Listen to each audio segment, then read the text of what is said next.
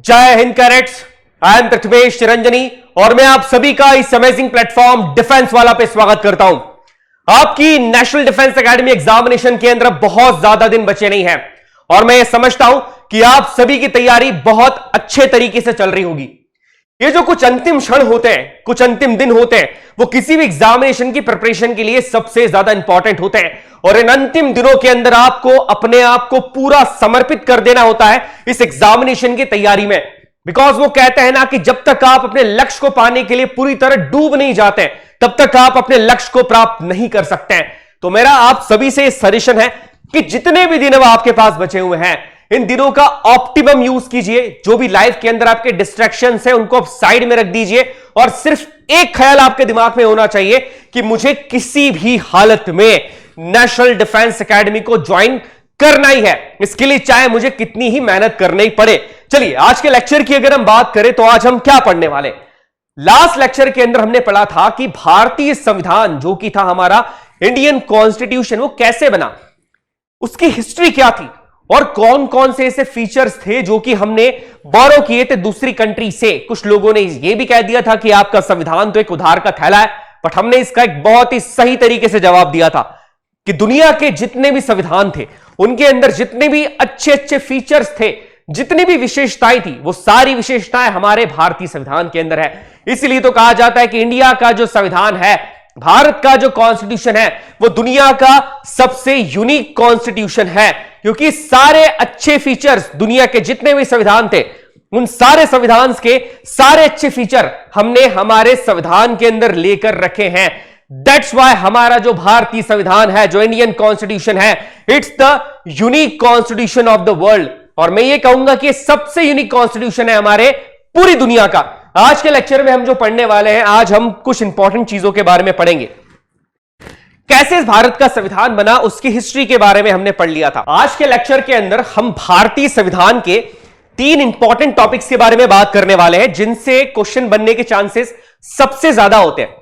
देखिए यहां पर सिर्फ मैं एनडीए एग्जामिनेशन की बात नहीं कर रहा हूं, अगर आप किसी दूसरे एग्जामिनेशन की भी तैयारी कर रहे हैं, चाहे वो एनडीए हो, सीडीएस हो, चाहे सीएससी हो, सिविल सर्विसेज एग्जामिनेशन हो, एसएससी हो, कोई भी कॉम्पिटिटिव एग्जामिनेशन की बात की जाए, पॉलिटी के अंदर इन 3 टॉपिक से क्वेश्चन आने के चांसेस सबसे ज्यादा होते हैं। और मैं स्पेसिफिकली अगर एनडीए की बात करूं तो एनडीए एग्जामिनेशन के अंदर salient features of the Indian constitution, preamble और यूनियन एंड इट्स टेरिटरी, इन तीनों टॉपिक से लास्ट ईयर्स के अंदर क्वेश्चन पूछे भी गए हैं और इस साल भी क्वेश्चंस आने के चांसेस सबसे ज्यादा होते हैं इन टॉपिक से ही। ये पॉइंट याद रखिएगा। और इन तीनों में मैं सबसे इंपॉर्टेंट टॉपिक की बात करूं जो कि एनडीए के हिसाब से इंपॉर्टेंट है, तो वो यहां पर होगा आपका salient features of the Indian constitution. इससे इनडायरेक्टली आपसे 1 या 2 क्वेश्चन पूछ लिए जाते हैं हर साल। दैट्स व्हाई इन तीनों टॉपिक्स को पढ़ना, और सिर्फ पढ़ना नहीं, एक सही तरीके से इन टॉपिक्स को समझना बहुत ज्यादा जरूरी है। देखिए मैं कभी भी इस बात पे भरोसा नहीं रखता हूं कि रट के आप किसी एग्जाम को क्लियर कर सकते हैं। ऐसा एग्जाम जो कि यूपीएससी कंडक्ट कर रहा है वो पॉसिबल नहीं होता है। जब आप एक ऐसी एग्जाम की तैयारी करते हैं जहां पर आपको एक अधिकारी के तौर पे अपने कर्तव्यों का निर्वाह करना है, तो वहां पर यह देखा जाता है कि आपकी किसी टॉपिक को समझने की क्षमता कितनी है। आप कितनी रट लेते हैं इससे कोई फर्क नहीं पड़ता है, आपकी क्षमता देखी जाती है कि आप किस तरीके से किसी टॉपिक को अंडरस्टैंड करते हैं और अपनी समझ के साथ उस क्वेश्चन का आंसर दे सकते हैं। दैट्स व्हाई इन टॉपिक्स को समझना ज्यादा जरूरी है बजाय रटने के। तो आज हम वही करेंगे, इन टॉपिक्स को समझेंगे। हमारी जर्नी हम स्टार्ट करने वाले हैं प्रीएम्बल से, जिसे हम कहते हैं प्रस्तावना। उसके बाद हम salient features of Indian constitution के बारे में जानेंगे। भारतीय संविधान के कुछ साइलेंट फीचर्स हैं, कुछ विशेषता है, उनके बारे में जानेंगे। इसके बाद एक बड़ा इंपॉर्टेंट टॉपिक है यूनियन एंड इट्स टेरिटरी, जिसमें आर्टिकल 1 से लेकर आर्टिकल 4 तक हम बात करने वाले। काफी इंपॉर्टेंट आर्टिकल्स हैं और इनसे क्वेश्चन पूछे जाते हैं। तो आज के हम इस जर्नी के अंदर इन 3 टॉपिक्स को मेजरली कवर करेंगे। संविधान होता क्या है, व्हाट इज कॉन्स्टिट्यूशन। देखिए अगर बेसिकली मैं आपसे बात करूं तो constitution is basically a set of rules, regulations, guidelines and principles based on which our government functions। संविधान वो सेट ऑफ बेसिक रूल्स है, रेगुलेशंस है, गाइडलाइंस है, जिनको देख के, जिनको फॉलो करके हमारी सरकार फंक्शन करती है। अगर मैं एग्जांपल की बात करूं तो आज हमारी पार्लियामेंट के अंदर जितने तरीके के बिल्स पास किए जाते हैं, उन बिल्स को पास करने का जो प्रोसीजर है, हमारी लेजिस्लेचर जिस तरीके से वर्क करती है, हमारे एग्जीक्यूटिव जिस तरीके से वर्क करते हैं, और इवन हमारी जुडिशरी जिस तरीके से वर्क करती है, उनके फंक्शंस, उनके पावर, उनके इलेक्शंस के बारे में सारी के सारी चीजें हमारे संविधान के अंदर दे के रखी है। दैट मीन्स संविधान के अंदर यह भी दे के रखा है कि आपके और मेरे अधिकार क्या होंगे और आपके और मेरे कर्तव्य क्या हैं। जैसे फंडामेंटल राइट्स के अंदर आपके और मेरे अधिकारों के बारे में बात करिए, और फंडामेंटल ड्यूटीज के अंदर आपके और मेरे कर्तव्यों के बारे में बात करिए, और इन्हीं सभी से मिलकर हमारा संविधान बना है। दैट मीन्स गवर्नमेंट जो फंक्शन करती है वो संविधान के रूल्स एंड रेगुलेशंस के अकॉर्डिंग ही करती है। और एक दूसरी पॉइंट हमेशा याद रखिएगा, कहीं एग्जामिनेशंस के अंदर ये चीज पूछी भी गई है, जिसपे आपको और मुझे गर्व भी होना चाहिए कि हमारे देश का जो संविधान है, भारत का जो कॉन्स्टिट्यूशन है, it's the largest written constitution of the world. दुनिया का सबसे बड़ा लिखित संविधान होने का गर्व भारतीय संविधान को प्राप्त होता है। तो इस पॉइंट को भी नोट कर लीजिएगा। ये दो चीजें बड़ी इंपॉर्टेंट है। देखिए, चीजों को बहुत डिफिकल्टी से मत समझिएगा, टिपिकली मत समझिएगा, नॉर्मल लेवल के साथ समझिए कि संविधान क्या है। सेट ऑफ बेसिक रूल्स है जिसके ऊपर हमारा एक गवर्नमेंट फंक्शन करती है, जिन रूल्स एंड रेगुलेशंस के ऊपर देश चलता है। हमारे देश में सुप्रीम क्या है? एक क्वेश्चन बड़ा कॉमन है, कई बार पूछा गया एग्जामिनेशंस के अंदर भी, कि देश में सुप्रीम क्या है? क्या देश में सुप्रीम पार्लियामेंट है? क्या देश में सुप्रीम जुडिशरी है? क्या देश में सुप्रीम प्रेसिडेंट है? क्या देश में सुप्रीम प्राइम मिनिस्टर है? सबसे बड़ा देश में कौन है? तो देश में सबसे सुप्रीम होता है देश का संविधान। Constitution of India is the supreme in India. ये पॉइंट याद रखिएगा। दूसरे जितने भी कानून हैं, दूसरे जितने भी लॉज हैं, वो सभी संविधान से ही बने हुए हैं। संविधान सबसे यूपर है। तो इस पॉइंट को याद रखिएगा कि संविधान is the supreme law of the land. और दुनिया के अंदर अगर देखा जाए तो भारत का संविधान सबसे यूनिक भी है। इस पॉइंट को याद रखिएगा। नेक्स्ट अगर बात करूं, जो अब हम आज के टॉपिक के बारे में बात करें, वो है हमारा प्रियम्बल, प्रस्तावना। अब ये प्रस्तावना होती क्या है? चलिए मैं आपको दो एग्जांपल के साथ बताता हूं। मान लीजिए कि आप आज घर पे कोई डिश बनाना चाह रहे हैं, कोई खाने की बहुत अच्छी डिश बनाना चाह रहे हैं। उस डिश को बनाने के लिए आपके पास बहुत सारे इंग्रेडिएंट्स होने चाहिए, जैसे कि आप सॉल्ट का यूज करेंगे, शुगर का यूज करते हैं, कोई वेजिटेबल का आप यूज करेंगे, आप ऑयल का यूज करेंगे, घी का यूज करेंगे, और इन सबसे मिलके आपकी वो डिश तैयार हो जाएगी, जो कि अपने आप में जिसका एक अलग टेस्ट होगा, जो अपने आप में एक यूनिक होगी। वैसे ही हमारा संविधान किन किन वैल्यूज के ऊपर बेस्ड है, किन किन प्रिंसिपल्स के ऊपर बेस्ड है, संविधान का ऑब्जेक्टिव क्या है, वो सारी चीजें दी गई है हमारे इसी प्रियम्बल के अंदर। जैसे कि किसी चीज को बनाने के लिए वो अलग अलग इंग्रेडिएंट्स हमने देखे थे, वैसे ही हमारे संविधान किन किन वैल्यूज, प्रिंसिपल्स, संविधान के ऑब्जेक्टिव्स क्या है, ऑब्जेक्ट क्या है संविधान का, ये सारी की सारी चीजें देके रखी है संविधान की प्रस्तावना में, प्रियम्बल के अंदर। चलिए एक दूसरे एग्जाम्पल से हम और इसको समझने की कोशिश करते हैं। मान लीजिए आप एक किसी बड़ी बुक को पढ़ते हैं। जब आप उस बुक का एक इंट्रोडक्टरी स्टेटमेंट पढ़ते हैं कि इस बुक के अंदर क्या है, तो आप देखते हैं कि ये बुक हॉरर बेस्ड है, थ्रिलर बेस्ड है, बुक के अंदर कितने कैरेक्टर्स है, बुक में क्या होने वाला है। एक इंट्रोडक्शन के अंदर वो सारी चीजें एक समरी के फॉर्म में लिख दी जाती है। वैसे ही हमारे संविधान का जो इंट्रोडक्टरी स्टेटमेंट है वो कौन है? वो हमारे संविधान की प्रस्तावना है कि संविधान किन किन प्रिंसिपल्स पे बेस्ड है। अगर आप इस संविधान को पढ़ेंगे तो इस संविधान का ऑब्जेक्टिव क्या है, इसके अंदर क्या क्या वैल्यूज देके रखी है, कौन से प्रिंसिपल्स पे संविधान बेस्ड है, कौन कौन से ऑब्जेक्टिव से संविधान के, ये सारी की सारी चीजें आपको हमारे प्रियम्बल के अंदर ही मिल जाएगी। तो दो पॉइंट्स यहां पर याद रखिएगा कि preamble is the introductory statement of our constitution. हमारे संविधान का जो इंट्रोडक्टरी स्टेटमेंट है, हमारे संविधान का जो इंट्रोडक्शन दे रहा है, वो हमारा प्रियम्बल ही है। और प्रियम्बल को पढ़ के ही पता लग जाता है कि हां हमारे संविधान किन वैल्यूज पे, किन प्रिंसिपल्स पे, किन लॉजिक के ऊपर बेस्ड है। ये पॉइंट याद रखिएगा। और प्रियम्बल से कुछ याद आ रहा है? मैंने आपको एक चीज बताई थी, आपको याद हो तो, ऑब्जेक्टिव रेजोल्यूशन। जी हां, वही थर्ड मीटिंग के अंदर जवाहरलाल नेहरू जी ने ऑब्जेक्टिव रेजोल्यूशन को प्रेजेंट किया था। और ऑब्जेक्टिव रेजोल्यूशन का मॉडर्न फॉर्म ही क्या है? हमारा प्रियम्बल है।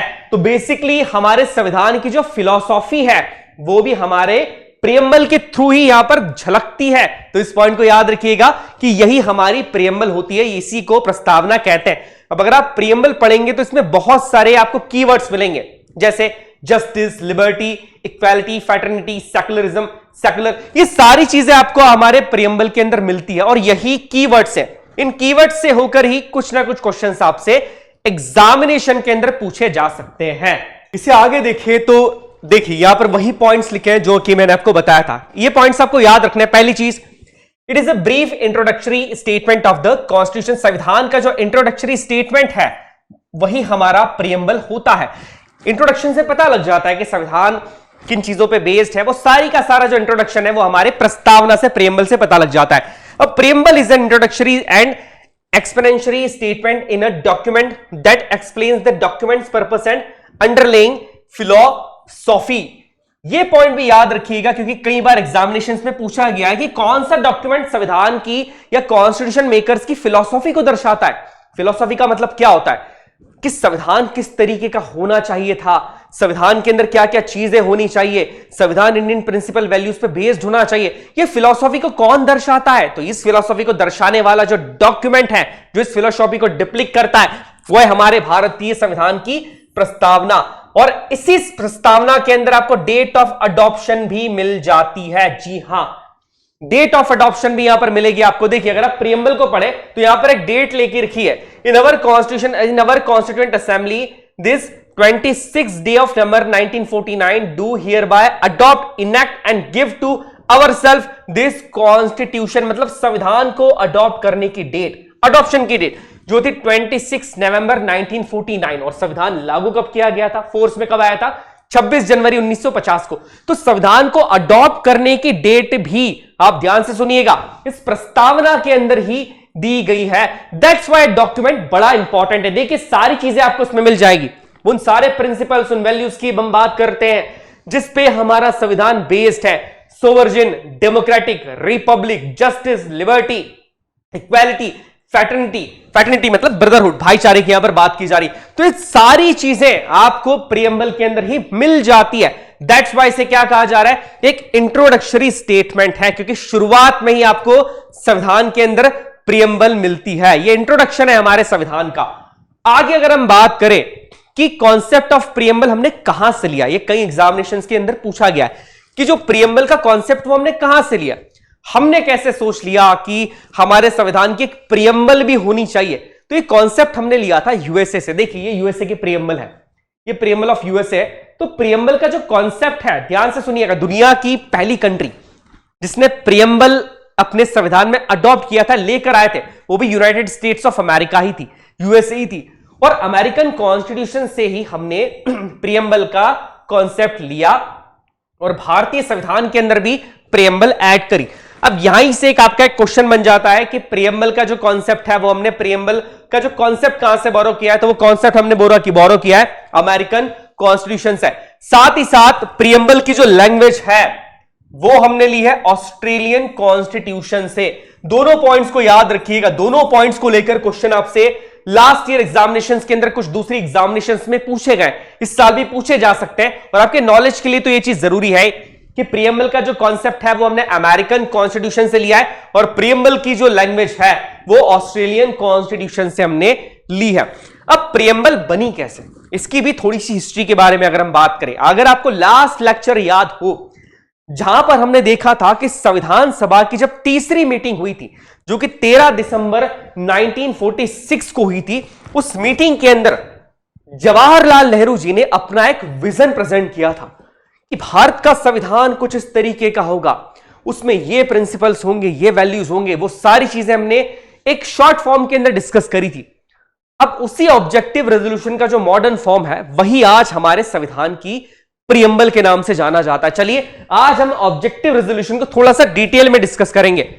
Preamble is modern form of objective resolution, ये पॉइंट याद रखिएगा, कई एग्जामिनेशंस में पूछा भी गया है कि प्रियम्बल किसका मॉडर्न फॉर्म है। प्रियम्बल मॉडर्न फॉर्म है ऑब्जेक्टिव रेजोल्यूशन का। ऑब्जेक्टिव रेजोल्यूशन को कॉन्स्टिट्यूएंट असेंबली के सामने, दैट मींस संविधान सभा के सामने जवाहरलाल नेहरू जी ने प्रेजेंट किया था। यहां से भी एक क्वेश्चन मिल रहा है, इसे भी नोट कर लीजिएगा अगर आप साथ में नोट्स बनाते जा रहे तो। 13 दिसंबर 1946 को कॉन्स्टिट्यूएंट असेंबली के सामने ऑब्जेक्टिव रेजोल्यूशन को मूव किया गया और 22 जनवरी 1947 को इसे अडॉप्ट कर लिया संविधान सभा ने। ठीक है, तो ये डेट ऑफ अडॉप्शन और डेट ऑफ मूव, जिस दिन उसे मूव किया गया था और जिस दिन को अडॉप्ट कर लिया गया, वो जानना आपके लिए जरूरी है। दोनों डेट्स को याद रखिएगा। अब ऑब्जेक्टिव रेजोल्यूशन था क्या? देखिए, ऑब्जेक्टिव रेजोल्यूशन के अंदर कुछ ऐसी प्रिंसिपल्स, कुछ ऐसी वैल्यूज जवाहरलाल नेहरू जी ने दी थी किन प्रिंसिपल्स, इन बेसिक फीचर्स को लेकर ही हम अपने संविधान के अंदर इन चीजों को ऐड करेंगे।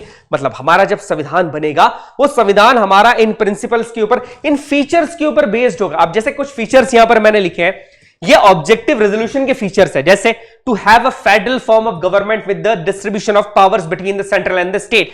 मतलब एक फेडरल फॉर्म ऑफ गवर्नमेंट होगा जिसमें पावर का डिस्ट्रीब्यूशन राज्यों के पास भी होगा और सेंट्रल के पास भी होगा। जैसे आज हमारी कंट्री क्वासी फेडरलिज्म को फॉलो करती है, सेंट्रल के पास थोड़ा ज्यादा पावर है बट स्टेट के पास भी पावर होता है। और आपको याद हो तो हमारे संविधान का 7वां शेड्यूल, 7वां शेड्यूल डिस्ट्रीब्यूशन ऑफ पावर की बात करता है, जिसमें 3 तरह के लिस्ट है। पहली लिस्ट होती है यूनियन लिस्ट, दूसरी है स्टेट लिस्ट और तीसरी है कॉन्करेंट लिस्ट। यूनियन लिस्ट के अंदर जितने सब्जेक्ट्स होते हैं उन पे कानून बनाने का अधिकार केंद्र सरकार का होता है, नाम से क्लियर हो रहा है, यूनियन लिस्ट।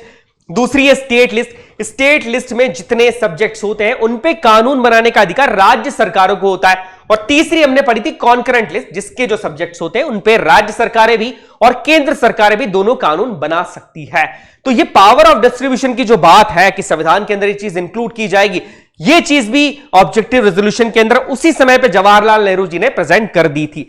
इसके बाद to provide adequate safeguard for minorities, backward and tribal areas and depressed areas and other backward classes, all powers and authority of sovereign and independent India and its constitution shall follow from the people। देखिए यहां से एक चीज पता लगती है कि भारतीय संविधान के अंदर जो सोर्स ऑफ अथॉरिटी है वो किसकी होगी? वो किसी एक पर्सन की नहीं होगी, किसी पोस्ट की नहीं होगी, वो होगी लोगों की। ये बात भी ऑब्जेक्टिव रेजोल्यूशन के अंदर पंडित जवाहरलाल नेहरू जी ने पुट करी थी। और आज आप देखिए हमारे प्रियम्बल का जो पहला वर्ड है वो क्या है? We the people of India, हम भारत के लोग। दैट मीन संविधान के अंदर जो अथॉरिटी दी गई है, जो सोर्स ऑफ अथॉरिटी है वो कौन है? वो है पीपल ऑफ इंडिया, हम भारत के लोग ही है। और ये चीज भी आप देखिए कहीं ना कहीं ऑब्जेक्टिव रेजोल्यूशन के अंदर डिप्लिक्ट हो रही है। बस इसका क्या कर दिया है, एक मॉडर्न वर्जन आ गया, एक मॉडर्न फॉर्म ले लिया है और उस मॉडर्न फॉर्म को ही हम प्रियम्बल के नाम से जानते हैं। इसके अलावा अगर बात की जाए to guarantee and secure justice, equality, freedom of thoughts, expression, belief, faith, worship, vocation, association and action to all the people in India। That means देखिए यहां पर इंडिविजुअल फ्रीडम की भी बात की जा रही है और ये चीज भी हमारे, अगर आप देखें तो जस्टिस, इक्वालिटी, ये चीजें आपको डायरेक्टली प्रियम्बल के अंदर भी मिल जाएगी। और freedom of thoughts, expression, worship, vocation, कहीं ना कहीं हमारे फंडामेंटल राइट्स के अंदर ये सारी चीजें दे के रखी है। अब देखिए इन बेसिक ये जो फिलॉसफी थी, इस फिलॉसफी के बेस्ड पे ही हमारा भारतीय संविधान बना हुआ है। तो ये था हमारा ऑब्जेक्टिव रेजोल्यूशन, जिसे प्रेजेंट किया था जवाहरलाल नेहरू जी ने 13 दिसंबर 1946 को, जिसे मूव किया गया कॉन्स्टिट्यूएंट असेंबली के सामने। और उसके बाद कॉन्स्टिट्यूएंट असेंबली ने इसे पास करके अडॉप्ट कर लिया था 22 जनवरी 1947 को। वापस से एक बार रिवाइज कर लेते हैं, ऑब्जेक्टिव रेजोल्यूशन था क्या? ये एक विजन था, एक फिलॉसफी थी कि इन प्रिंसिपल्स और वैल्यूज के ऊपर ही भारत का जो संविधान है जो बनेगा वो इनके ऊपर ही बेस्ड होगा। और इस ऑब्जेक्टिव रेजोल्यूशन का मॉडर्न फॉर्म ही आज हम प्रियम्बल के नाम से जानते हैं, प्रस्तावना के नाम से जानते हैं। चलिए आगे अगर हम थोड़ा सा बढ़े, हमारे प्रियम्बल के अंदर प्रस्तावना की अगर मैं बात करूं, अगर आप भारतीय संविधान की प्रस्तावना को देखेंगे, प्रियम्बल को आप देखेंगे, मैं चाहता हूं कि आप लोग सभी, आप गूगल यूज करते हैं, आप गूगल के अंदर अपनी, अगर आप एनसीईआरटी बुक के अंदर भी आपको मिल जाएगा प्रियम्बल। इस प्रियम्बल को एक बार पढ़िए, खुद से पढ़िए, ठीक है? इंटरेस्ट लीजिए। जब इंटरेस्ट लेकर कोई सब्जेक्ट आप पढ़ते हैं तो आपका नॉलेज बढ़ता है और आपकी खुद की एक सोच जनरेट होती है, खुद की एक सोच डेवलप होती है। और यही डेवलप सोच आपको एक अधिकारी बनाती है, एक ऑफिसर बनाती है। देखिए गूगल के पास हर चीज का आंसर है। अगर एक ऑफिसर या किसी बड़ी पोस्ट के ऊपर किसी को बिठाना होता तो फिर गूगल को या किसी एआई इंटेलिजेंसी वाली किसी टेक्निक को ही वहां पर बिठा दिया जाता, बट नहीं, एक ऑफिसर का खुद का एक माइंडसेट होता है, उसकी खुद की एक सोच, एक समझ होती है, जो डिफरेंट कड़ियों को जोड़ने के बाद वो समझ जाता है। तो आप जब भी किसी टॉपिक को पढ़ते हैं, मैं सिर्फ पॉलिटी की बात नहीं कर रहा हूं, हिस्ट्री की बात कर रहा हूं, ज्योग्राफी की बात कर रहा हूं, जब भी आप किसी टॉपिक को पढ़ते हैं तो आप उस टॉपिक को सिर्फ मगप मत कीजिए, उसे रटिए, उसे अपने पॉइंट ऑफ व्यू से सोचने की कोशिश कीजिए। इससे आपका भी एक ओवरऑल डेवलपमेंट होता है, आपकी खुद की एक पर्सनालिटी, खुद की एक सोच डेवलप होती है बेटा। और जब आप सही तरीके से इन चीजों को फॉलो करते जाते हैं तो आगे फिर, जैसे आप अगर फोर्सेस को ज्वाइन करना चाह रहे हैं तो आप जब एसएसबी के अंदर अपीयर होते हैं तो आप अपनी एक ट्रू और एक पॉजिटिव पर्सनालिटी को लेकर आगे जाते हैं। और उस पर्सनालिटी के अंदर आपके थॉट्स होते हैं, आपके विचार होते हैं। तो ये छोटी सी बात को याद रखिएगा। चलिए अपने टॉपिक के ऊपर हम आते हैं। Components of preamble. हमारी अगर आप पूरी प्रस्तावना को पढ़ेंगे, इस प्रियम्बल के अंदर मेजरली 3 कंपोनेंट्स दे के रखे। एक चौथा कंपोनेंट भी है जिसे डेट ऑफ अडॉप्शन कहा जाता है, किस डेट को अडॉप्ट किया था वो हमने देख लिया था, बट मेजरली इसमें 3 कंपोनेंट्स है। पहला सोर्स ऑफ अथॉरिटी, मतलब भारतीय संविधान का अथॉरिटी का सोर्स क्या है, कहां से भारतीय संविधान को अथॉरिटी मिलती है। यह बड़ा इंपॉर्टेंट क्वेश्चन है, कई एग्जामिनेशंस में पूछा गया है कि what is the source of authority in Indian constitution. तो देखिए भारतीय संविधान के अंदर जो सोर्स ऑफ अथॉरिटी है वो है the people of India, Bharat के लोग। अब आप ये सोचेंगे कि सिर्फ प्रियम्बल में लिखा होने से हम इस बात को कैसे मान लें कि भारत के लोगों के पास ही सबसे बड़ी अथॉरिटी है देश में। मैं एक सिंपल सा क्वेश्चन आप सभी से करता हूं। हमारे देश को चलाने वाली होती है हमारे देश की सरकार, गवर्नमेंट चलाती है। इस गवर्नमेंट को चुनने का अधिकार किसके पास होता है? इस गवर्नमेंट को चुनने का अधिकार होता है हमारे पास। यूनिवर्सल एडल्ट फ्रेंचाइजी के अकॉर्डिंग 18 उम्र से ज्यादा का लोग, कोई भी पर्सन जो है वो देश में वोट दे सकता है और सरकार बना सकता है। अगर मैं सेंट्रल की बात करूं तो लोकसभा के इलेक्शन हर 5 साल के अंदर होते हैं और हर 5 साल के अंदर हमारे पास और आपके पास वो अधिकार होता है कि हम अपने वोट की ताकत से सरकार को चेंज कर सकते हैं। मतलब जो लोग गवर्नमेंट को चलाएंगे, अगर मैं सीधे शब्दों में बात करूं कि जो लोग देश को चलाएंगे उन्हें चुनने का अधिकार आपके और मेरे पास ही है। दैट्स व्हाई प्रियम्बल के अंदर जो सोर्स ऑफ अथॉरिटी है वो कौन है बेटा? पीपल ऑफ इंडिया है, भारत के लोग हैं। सिंपल सी बात है, बट आपको पता होनी चाहिए। दूसरा है nature of Indian state. Bharat एक देश के तौर पे, एक नेशन के तौर पे इसका नेचर क्या होगा? देखिए नेचर की जब बात आती है तो मैं सिंपल से एग्जांपल की बात करता हूं। कुछ लोगों का नेचर शाय होता है, कुछ लोगों का नेचर एंग्री होता है, कुछ पॉजिटिव होते हैं। वैसे ही हमारा जो देश है, कंट्रीज का भी एक नेचर होता है। अगर आप और डीपली पॉलिटिकली पढ़ेंगे तो आपको कुछ बातें समझ में आएगी। कुछ कंट्रीज होती है वो थोड़ी सी डोमिनेटिंग होती है, कुछ कंट्रीज जो होती है वो सिंगल रिलीजन को फॉलो करती है। वैसे ही हर कंट्री का एक नेचर होता है। तो हमारे देश का नेचर क्या होगा, इंडियन स्टेट का नेचर क्या होगा, वो भी लिखा है। Sovereign, socialist, secular, democratic and republic. That means sovereign, संप्रभुत्व, socialist, secular, democratic and republic. इस नेचर का हमारा राष्ट्र होगा। दैट मींस हमारे देश के अंदर हम इन सारी चीजों को फॉलो करेंगे। तो ये था हमारा नेचर ऑफ स्टेट। तीसरी एक चीज है वो है ऑब्जेक्टिव ऑफ कॉन्स्टिट्यूशन। देखिए संविधान का कोई ऑब्जेक्टिव भी तो होना चाहिए, एक लक्ष्य होना चाहिए कि किस ऑब्जेक्ट को हम अचीव करने वाले। अगर देश संविधान के हिसाब से चल रहा है तो उसका ऑब्जेक्टिव क्या है? बिकॉज जब तक आपका ऑब्जेक्टिव क्लियर नहीं है आप चीजों को सही तरीके से कर नहीं सकते, ना ही इंप्लीमेंट कर सकते हैं, ना ही फिर उसका रिजल्ट पॉजिटिवली निकलेगा। दैट्स व्हाई हर चीज का एक ऑब्जेक्टिव होना जरूरी है। तो हमारे संविधान के अंदर हमारी जो प्रस्तावना है, जो प्रियम्बल है, उसी के अंदर संविधान का ऑब्जेक्टिव भी देके रखा है कि संविधान का ऑब्जेक्टिव क्या है, फाइनल ऑब्जेक्टिव क्या है, हम क्या अचीव करना चाह रहे हैं संविधान के थ्रू। देखिए साफ साफ लिखा है justice, liberty, equality and fraternity. That means justice हो, फ्रीडम हो, लोग समानता के साथ जिए और ब्रदरहुड के साथ जिए। यही चीज हम अचीव करना चाह रहे हैं, क्योंकि एक वेलफेयर स्टेट के लिए, एक ऐसा स्टेट जहां पर लोगों की भलाई के बारे में सोचा जाता है, वहां पर ये सारी चीजें होना जरूरी है। तो बेसिकली 3 कंपोनेंट्स है हमारी प्रियम्बल के, याद रखिएगा। पहला तो सोर्स ऑफ अथॉरिटी है जो कि पीपल ऑफ इंडिया है, इसके बाद नेचर ऑफ इंडियन स्टेट है और ऑब्जेक्टिव ऑफ कॉन्स्टिट्यूशन की बात की गई है। एक चौथा भी है जिसे डेट ऑफ अडॉप्शन हम कहते हैं, वो है आपका 26 नवंबर 1949, जिसको हमने यहां पर डिस्कस कर लिया है। नेक्स्ट अगर हम आगे बढ़ते थोड़ा सा, कीवर्ड्स ऑफ प्रियम्बल। संविधान के अंदर अगर प्रस्तावनाओं को आप देखें, देखिए हमारी प्रस्तावना है, आई वांट कि आप इसे सभी एक बार रीड करें। We the people of India having solemnly resolve to constitute India into a sovereign, socialist, secular, democratic, republic. इसके बाद हमने जस्टिस की बात करी है, लिबर्टी की बात करी है, इक्वालिटी की बात करी है, फ्रेटर्निटी की बात करी है। ये कुछ ऐसे वर्ड्स हैं, कुछ ऐसे प्रिंसिपल्स हैं, यही वो सारी वैल्यूज हैं जिसके ऊपर हमारा संविधान बेस्ड है। और इन्हीं को क्या कहा जा रहा है यहां पर? इन्हीं को कहा जा रहा है कीवर्ड ऑफ द प्रियम्बल। अब क्वेश्चन जो बनता है बेटा वो इनडायरेक्टली अगर बना एग्जामिनेशन के अंदर तो इनडायरेक्टली वो इन्हीं कीवर्ड्स के अंदर से बनेगा। दैट मींस इन कीवर्ड्स का एक्सप्लेनेशन आपको पता होना चाहिए कि अगर सेक्युलर लिखा है तो सेक्युलर का मतलब क्या है। अगर यहां पर इक्वालिटी लिखा है तो इक्वालिटी का मतलब क्या होता है? जस्टिस अगर होता है, जस्टिस लिखा है तो जस्टिस का मतलब क्या है और कितने तरीके के जस्टिस की बात संविधान में की गई है। दैट्स व्हाई इन प्रीएम्बल्स के कीवर्ड्स को पढ़ना यहां पर इंपॉर्टेंट हो जाता है। प्रीएम्बल के अंदर आपको टोटल 9 कीवर्ड्स देखने को मिलेंगे, जैसे sovereign, socialist, secular, democratic, republic, justice, fraternity, equality, liberty, ये 9 कीवर्ड्स आपको देखने को मिलेंगे। अगर आप किसी भी एग्जामिनेशन की तैयारी कर रहे हैं, यहां मैं सिर्फ एनडीए की बात नहीं कर रहा हूं, आप किसी भी दूसरे कॉम्पिटिटिव एग्जामिनेशन की तैयारी कर रहे हैं, तो अगर कोई भी क्वेश्चन इनडायरेक्टली आपसे पूछा जाता है तो वो कहीं ना कहीं इन्हीं टॉपिक से पूछा जाएगा, इन्हीं कीवर्ड से पूछा जाएगा।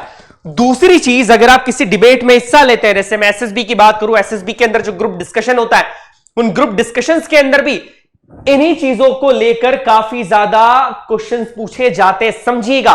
बिकॉज जिस देश के अंदर आप एक सैन्य अधिकारी बनना चाहते हैं, अगर आपको यही नहीं पता है कि वो देश संविधान की किन किन गाइडलाइंस, किन किन प्रिंसिपल, किन किन वैल्यूज के ऊपर चलता है, तो आप कैसे एक सैन्य अधिकारी बन सकते हैं? दैट्स व्हाई यहां पर इन कीवर्ड्स को समझना बहुत ज्यादा इंपॉर्टेंट हो जाता है। पहले कीवर्ड की बात की जाए तो वो है यहां पर सोवरेन, संप्रभुत्व। दैट मींस किसी पे डिपेंड ना होना, जैसा कि हमारा देश है। आज हमारा देश किसी दूसरे राष्ट्र पे, किसी दूसरे नेशन पे डिपेंड नहीं है।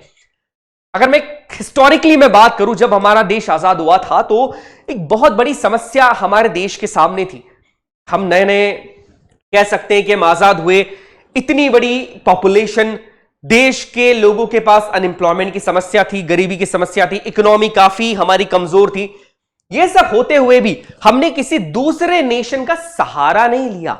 हम अपने दम पर खड़े हुए और आज इस पोजीशन के ऊपर हम हैं कि अगर रशिया और यूक्रेन जैसी कंट्रीज के अंदर अगर वॉर होता है तो एक चीज कही जाती है कि इस तरह के वॉर को कोई सुलझा सकता है तो वो सिर्फ हमारा देश ही है, जो कि बहुत ही प्राउड फील करने की बात है कि हम खुद के पैरों पर खड़े हुए, धीरे धीरे हमने चलना सीखा और आज हम दुनिया की सबसे बड़ी इकोनॉमीज में से एक बन गए।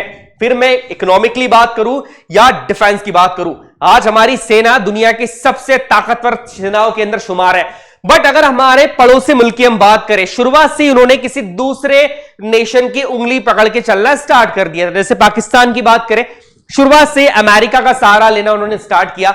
आज भी वो चाइना के ऊपर ज्यादा डिपेंड करते हैं। तो क्या हुआ इससे? वो खुद के पैरों पे खड़े नहीं हो पाए और उनकी इकोनॉमी, उनके डिफेंस, सारी चीजें हम देखते हैं कि आज नीचे ही जा रहा है। तो ये चीज एक बड़ी इंपॉर्टेंट थी कि शुरुआत से हमने तय कर लिया था कि हम किसी भी कंट्री के ऊपर डिपेंड नहीं रहेंगे। India has its own independent authority, हमारी खुद की इंडिपेंडेंट अथॉरिटी है।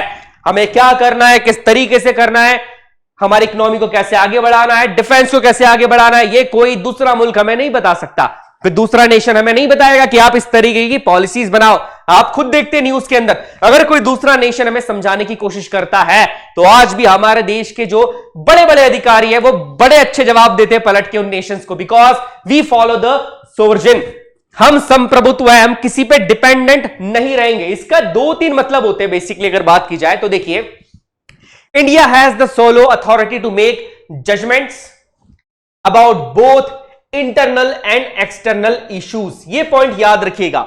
इसका मतलब यह है कि हमारे पास ये अथॉरिटी है कि भारत के अंदर होने वाले जितने भी इंटरनल इश्यूज है, जैसे इंटरनली अगर हमें किसी कॉन्फ्लिक्ट को सुलझाना है, पॉलिसीज बनानी है, कोई भी नया काम करना है, या कोई एक्सटर्नल इश्यू है जैसे किस कंट्री से हमें पेट्रोलियम खरीदना है, हमारी फॉरेन पॉलिसी क्या होगी, ये हम खुद इंडिपेंडेंटली बनाते हैं। हमें कोई दूसरा नेशन नहीं बता रहा है आज की आपको इस तरीके से पॉलिसीज बनानी होगी या आप जो है वो इस तरीके से काम कीजिए, आपके इंटरनल इश्यूज को आपको इस तरीके से सॉल्व करना होता नहीं।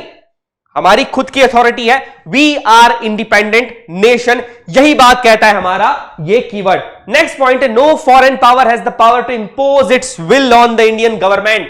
किसी भी फॉरेन पावर के पास इतना अधिकार नहीं है कि भारत सरकार पे वो अपनी मर्जी थोप सके, ये पॉसिबल नहीं है। कुछ टाइम पहले, मैं एक नेशन का नाम नहीं लूंगा, उस नेशन ने ये कहा था कि आपको हमसे ही पेट्रोलियम परचेस करना होगा, बट उसकी इस मर्जी को भारत सरकार ने नहीं माना और हमें जिनसे पेट्रोलियम परचेस करना था हमने उनसे पेट्रोलियम परचेस करा, क्योंकि हमारा देश जो है वो सोवरेन कंट्री है, वो संप्रभुत्व है, वो किसी भी दूसरे नेशन की बातों को मानने के लिए कतई बाध्य नहीं है। ये पॉइंट याद रखिएगा और ये चीज शुरुआत में हमारे इंट्रोडक्शन में हमारे प्रियम्बल ने ही बता दी है। Next, India can acquire foreign territory, ये पॉइंट भी याद रखिएगा। जी हां, फॉरेन टेरिटरी भी हम एक्वायर कर सकते हैं। अभी हम जब आगे यूनियन एंड इट्स टेरिटरी पढ़ेंगे तो इसको थोड़ा सा इलेबोरेटरी हम यहां पर समझेंगे। तो पहला जो कीवर्ड है उसे याद रखिएगा, वो है हमारा सोवरेन, दैट मींस संप्रभुत्व। नेक्स्ट कीवर्ड की बात की जाए तो वो है सोशलिस्ट, समाजवाद। शुरुआती तौर पर जब 26 नवंबर 1949 को हमारी प्रियम्बल 395 आर्टिकल्स और 8 शेड्यूल्स को जब हमने अडॉप्ट किया था, उस समय प्रियम्बल में सोशलिस्ट वर्ड नहीं था। यह पॉइंट याद रखिएगा, इससे बाद में ऐड किया गया था। जी हां, यहां से क्वेश्चन बनकर आता है कि क्या हमारी प्रियम्बल अमेंडेबल है, क्या उसमें अमेंडमेंट किए जा सकते हैं, नई चीज ऐड की जा सकती है? तो जी हां, प्रियम्बल अमेंड की जा सकती है, प्रियम्बल इज अमेंडेबल। और हमारी प्रियम्बल के अंदर अभी तक सिर्फ एक बार ही संशोधन हुआ है, दैट मीन सिर्फ एक बार अमेंडमेंट हुआ है। वो अमेंडमेंट था 42nd कॉन्स्टिट्यूशन अमेंडमेंट एक्ट 1976, जिसे हम लघु संविधान या मिनी कॉन्स्टिट्यूशन के नाम से भी जानते हैं, बिकॉज इस अमेंडमेंट के थ्रू बहुत सारी चीजें हमारे संविधान में जोड़ी गई है। आगे जैसे जैसे हम बढ़ते जाएंगे आप देखेंगे कि बहुत बार इस अमेंडमेंट का नाम आप सुनने वाले हैं। अब इस अमेंडमेंट के थ्रू बेसिकली हमारे प्रियम्बल में 3 वर्ड जोड़े गए थे, जिसमें से एक वर्ड था सोशलिस्ट। हमारे देश में डेमोक्रेटिक सोशलिज्म को फॉलो किया जाता है, दैट मींस कि मींस ऑफ प्रोडक्शन के ऊपर किसी एक व्यक्ति का अधिकार नहीं होगा, मींस ऑफ प्रोडक्शन रिसोर्सेज के ऊपर सभी लोगों का समान अधिकार होगा।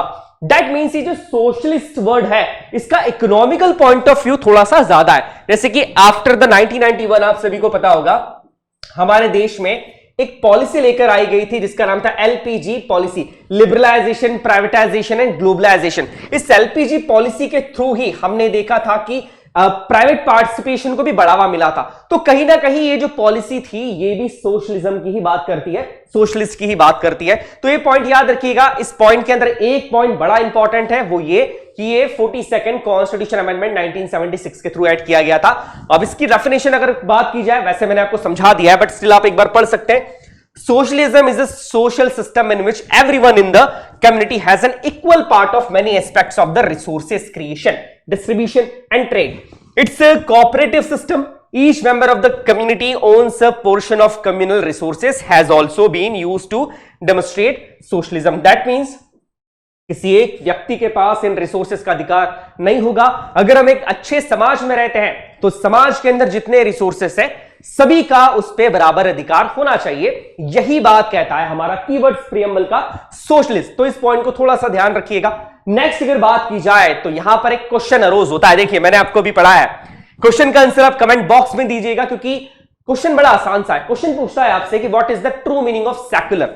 ये वर्ड कई बार आप न्यूज़पेपर में आपने सुना होगा, कई डिबेट्स के अंदर आपने सुना होगा और कई एडिटोरियल्स के अंदर भी आपने सुना होगा। अगर आप द हिंदू या टाइम्स ऑफ इंडिया किसी भी न्यूज़पेपर को फॉलो करते हैं, देखिए मेरी एक एडवाइस आपको रहेगी कि अगर आप अभी तक आपने किसी भी न्यूज़पेपर को पढ़ना स्टार्ट नहीं किया है तो प्लीज आप उसे पढ़ना स्टार्ट कर दीजिए, बिकॉज आपके एनडीए की एग्जामिनेशन की प्रिपरेशन का एक अनरिटन सिलेबस है न्यूज़पेपर रीडिंग। ये समझिएगा, इस चीज को बड़ी इंपॉर्टेंट है, because current affairs, English improvement सभी के लिए न्यूज़पेपर रीडिंग बड़ी इंपॉर्टेंट होती है।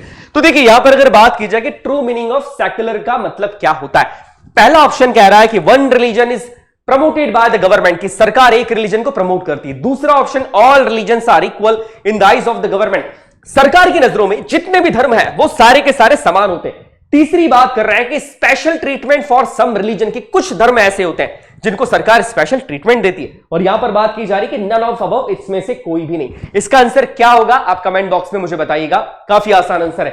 अब यहीं से एक वर्ड आप देख रहे हैं सेक्युलर। सेक्युलर वर्ड ये भी शुरुआत में हमारे प्रियम्बल के अंदर ऐड नहीं था, जैसे कि सोशलिस्ट वर्ड नहीं था।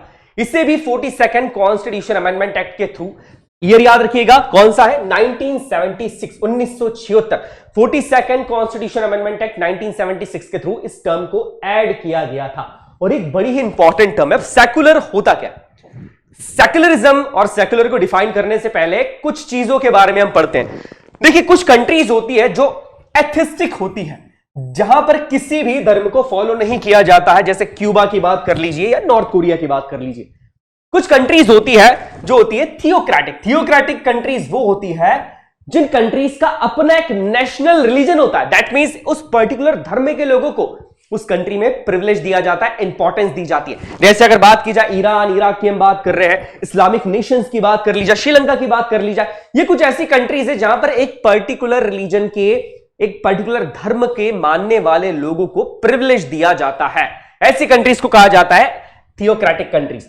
अब हमारा देश है सेक्युलर। सेक्युलरिज्म का मतलब क्या होता है? देखिए, सेक्युलरिज्म का सिर्फ एक मतलब है सर्वधर्म समान, सारे धर्म इक्वल है, नेशन का कोई भी ऑफिशियल रिलीजन नहीं होगा। जैसे थियोक्रेटिक नेशंस के अंदर इनके नेशंस का एक ऑफिशियल रिलीजन होता है, जैसे कि ऑफिशियल लैंग्वेज होती है, वैसे इनके नेशन का एक ऑफिशियल रिलीजन होता है। बट किसी भी सेक्युलर कंट्री के अंदर, ध्यान से सुनिएगा, हर सेक्युलर कंट्री के अंदर सारे धर्म बराबर होते हैं। सरकार किसी भी एक धर्म को स्पेशल प्रिविलेजेस नहीं देती है, सभी को इक्वली ट्रीट किया जाता है, और यही सेक्युलरिज्म हमारे देश में फॉलो किया जाता है। यही तो महानता है हमारे देश की कि इतने सारे धर्मों के लोग होते हुए भी हम मिलजुल के भाईचारे के साथ रहते हैं और सेक्युलरिज्म को फॉलो करते हैं। यह वर्ड शुरुआत से संविधान में नहीं था, 42nd कॉन्स्टिट्यूशन अमेंडमेंट एक्ट 1976 के थ्रू यह वर्ड ऐड किया गया है। थोड़ा सा इसको डिटेल में हम समझते हैं। State has no official religion. State का कोई भी ऑफिशियल रिलीजन नहीं होगा, दैट मींस देश का कोई भी ऑफिशियल रिलीजन यहां पर नहीं होगा। जैसे मैंने आपको बताया कि कुछ कंट्रीज के अंदर उनका देश का ही ऑफिशियल रिलीजन हो जाता है, बट यहां पर देश का कोई भी ऑफिशियल रिलीजन नहीं होगा। दूसरी बात, आर्टिकल 25 से लेकर आर्टिकल 28 तक आप देखेंगे अगर, जो कि फंडामेंटल राइट्स के अंदर है हमारे, right to freedom of religion, right to freedom of religion हमारे संविधान के और हमारे देश के सेक्युलर स्ट्रक्चर को बढ़ाता है। देखिए, सभी को किसी भी धर्म को मानने का अधिकार है, सभी धर्म को इक्वली ट्रीट किया जाता है। ये कहीं ना कहीं एक सेक्युलरिज्म को ज्यादा प्रमोट करता है, और ये सेक्युलरिज्म जो वर्ड है ये हमारे प्रियम्बल में ही में, हमारे प्रस्तावना के अंदर है, और जो चीज प्रस्तावना के अंदर है वही चीज आगे जाके हमारे संविधान का पार्ट भी बनी है। जैसे हमारे प्रियम्बल में सेक्युलरिज्म है, और आर्टिकल 25 से 28 that means right to freedom of religion भी कहीं ना कहीं इसी की बात करता है। देखिए, जैसे हमारे देश में क्या रूल चलता है, one nation one vote, one person one vote. That means कोई भी व्यक्ति, चाहे वो किसी भी कास्ट का हो, किसी भी क्रीड का हो, उसके वोट की वैल्यू एक ही होगी, क्योंकि सारे धर्मों को समान रखा जाता है, और यही चीज है सेक्युलरिज्म। इसमें एक और पॉइंट है कि all religion enjoy same status. ध्यान से सुनिएगा, ये पॉइंट इंपॉर्टेंट है। जितने भी धर्म है वो एक जैसा सेम स्टेटस एंजॉय करते हैं, और उनको गवर्नमेंट एक इक्वल तरीके से सपोर्ट करती है। सरकार ये नहीं कर सकती है कि किसी स्पेशल रिलीजन को स्पेशल ट्रीटमेंट दे रही है, नहीं। सरकार को अगर रिलीजन को ट्रीट करना है तो सारे धर्मों को इक्वली ट्रीट किया जा सकता है, किसी को भी प्रिविलेज नहीं दिया जा सकता। यह चीज कही जाती है हमारी प्रस्तावना में, because India is a secular nation. यहां तक क्लियर हो गया है? ये पॉइंट कीवर्ड बड़ा इंपॉर्टेंट है, इसको याद रखिएगा। नेक्स्ट कीवर्ड होता है हमारा डेमोक्रेटिक। ये नाम से क्लियर होगा कहीं ना कहीं बच्चों को। डेमोक्रेसी, डेमोक्रेसी का क्या मतलब होता है? देखिए, दुनिया में कई सारी तरह की गवर्नमेंट शुरुआत से रही है। मोनार्क सिस्टम रहा है, जहां पर राजा का बेटा राजा बन रहा है, राजा राज कर रहे थे। उसके बाद कुछ ऐसे सिस्टम भी रहे थे जहां पर आर्मी का शासन होता था, जिसे मिलिट्री रूल कहा जाता था। इन सारे सिस्टम्स के अंदर जो बेस्ट सिस्टम निकल कर आता है, देखिए एक सिंपल सी बात है, देश को चलाना है। देश को चलाने का मतलब यह नहीं होता कि एक पर्सनल व्यक्ति अपनी पर्सनल आइडियोलॉजी को देश के ऊपर थोपे। देश को चलाने का मतलब यह होता है कि एक ऐसी सरकार बने जिसको लोगों ने चुना है, जो लोगों के द्वारा ही चुनी गई है और लोगों के लिए काम कर रही है। और एक डेमोक्रेटिक नेशन के अंदर यही होता है कि सरकार को चुनने का जो अधिकार है, इसीलिए इसे क्या कहा जाता है कि रिस्पॉन्सिबल गवर्नमेंट। रिस्पॉन्सिबल गवर्नमेंट का मतलब यह होता है कि सरकार लोगों के लिए रिस्पॉन्सिबल है। अगर वो ठीक से काम नहीं करेगी तो 5 साल बाद क्या होता है, वापस चुनाव आते हैं और हम लोग नई सरकार को चुन लेते हैं, हमें वोट देने का अधिकार है। एक डेमोक्रेटिक सिस्टम के अंदर भी यही होता है कि people have the supreme power. लोगों के पास सबसे बड़ा पावर होता है, people have the supreme power. अभी सुप्रीम पावर कैसा है? देखिए, देश के अंदर जो पॉलिसीज बनाई जा रही है, स्कीम्स बनाई जा रही है, वो कौन बनाता है? वो सरकार बना रही है, वो गवर्नमेंट बनाती है। गवर्नमेंट को चूज करने का अधिकार किसके पास है? वो है आपके और मेरे पास। हमारे वोट की ताकत से हम देश की सरकार को चुनते हैं। दैट्स व्हाई इनडायरेक्टली हम ही वो लोग हैं जो देश को चला रहे हैं। और जो सोर्स ऑफ पावर है वो कौन है? People of India. कि देश में सबसे ज्यादा कोई पावरफुल है, जिनके पास सबसे ज्यादा पावर है, तो वो है पीपल ऑफ इंडिया। क्योंकि एक डेमोक्रेटिक नेशन के अंदर जो सरकार बनती है वो लोगों के द्वारा ही बनाई जाती है। हम में से ही कुछ लोग चुने जाते हैं और देश को चलाते हैं, देश की पॉलिसीज बनाते हैं। जैसे कि पार्लियामेंट में, लोकसभा और राज्यसभा में बैठे हुए लोग हम में से ही आए हैं, हमने ही उन्हें डायरेक्टली और इनडायरेक्टली फॉर्म के अंदर चुना है। सो दैट्स व्हाई यही चीज कहती है हमारी डेमोक्रेटिक। इसके बाद कहा जाता है कि democracy is a form of government of the people, by the people and for the people. ये स्टेटमेंट था अब्राहम लिंकन का। अब्राहम लिंकन ने ये कहा था कि डेमोक्रेसी एक गवर्नमेंट का एक ऐसा फॉर्म है जो कि है of the people, by the people and for the people. आपको कुछ बच्चों को अगर याद हो तो लास्ट ईयर ही एनडीए में एग्जैक्टली ये स्टेटमेंट पूछा गया था कि ये किसने कहा है। ठीक है, तो इस तरह के क्वेश्चंस भी यहां पर कई बार पूछ लिए जाते हैं, तो हर चीज यहां पर थोड़ी सी इंपॉर्टेंट है। Next, parliamentary democracy not the presidential democracy. ये बात भी याद रखना जरूरी है। हमारे देश में पार्लियामेंट्री डेमोक्रेसी है, दैट मींस लोग जिसे चुन रहे हैं, जो देश की सरकार को चलाएगा, वो कोई व्यक्ति विशेष नहीं है। जैसे प्रेसिडेंशियल डेमोक्रेसी में प्रेसिडेंट जो है वो देश के लिए सारे डिसीजंस लेते हैं, सारी पॉलिसी वही बनाते हैं अकेले। बट हमारे यहां पार्लियामेंट्री डेमोक्रेसी है, लोकसभा, राज्यसभा, यहां पे जो सदस्य होते हैं, काउंसिल ऑफ मिनिस्टर्स होती है, वो मिलकर देश के लिए पॉलिसीज बना रहे हैं। कोई एक व्यक्ति विशेष नहीं है, जैसे कि कुछ कंट्रीज में प्रेसिडेंट होते हैं जहां पर प्रेसिडेंशियल डेमोक्रेसी होती है। हमारे यहां ये नहीं है, हमारे यहां पार्लियामेंट्री डेमोक्रेसी है। पार्लियामेंट सबसे बड़ी है, ना कि कोई एक सिंगल पर्सन। नेक्स्ट कीवर्ड की अगर बात की जाए तो वो यहां पर है डेमोक्रेटिक। देखिए, डेमोक्रेटिक की हम बात कर ही रहे हैं, तो यहां पर दो तरह की डेमोक्रेसी होती है। एक होती है direct democracy, people participate directly in the policy making, जहां पर लोग डायरेक्टली पॉलिसी मेकिंग के अंदर पार्टिसिपेट करते हैं डायरेक्टली। एक होती है इनडायरेक्ट डेमोक्रेसी, और हमारे देश में हम इनडायरेक्ट डेमोक्रेसी को फॉलो करते हैं।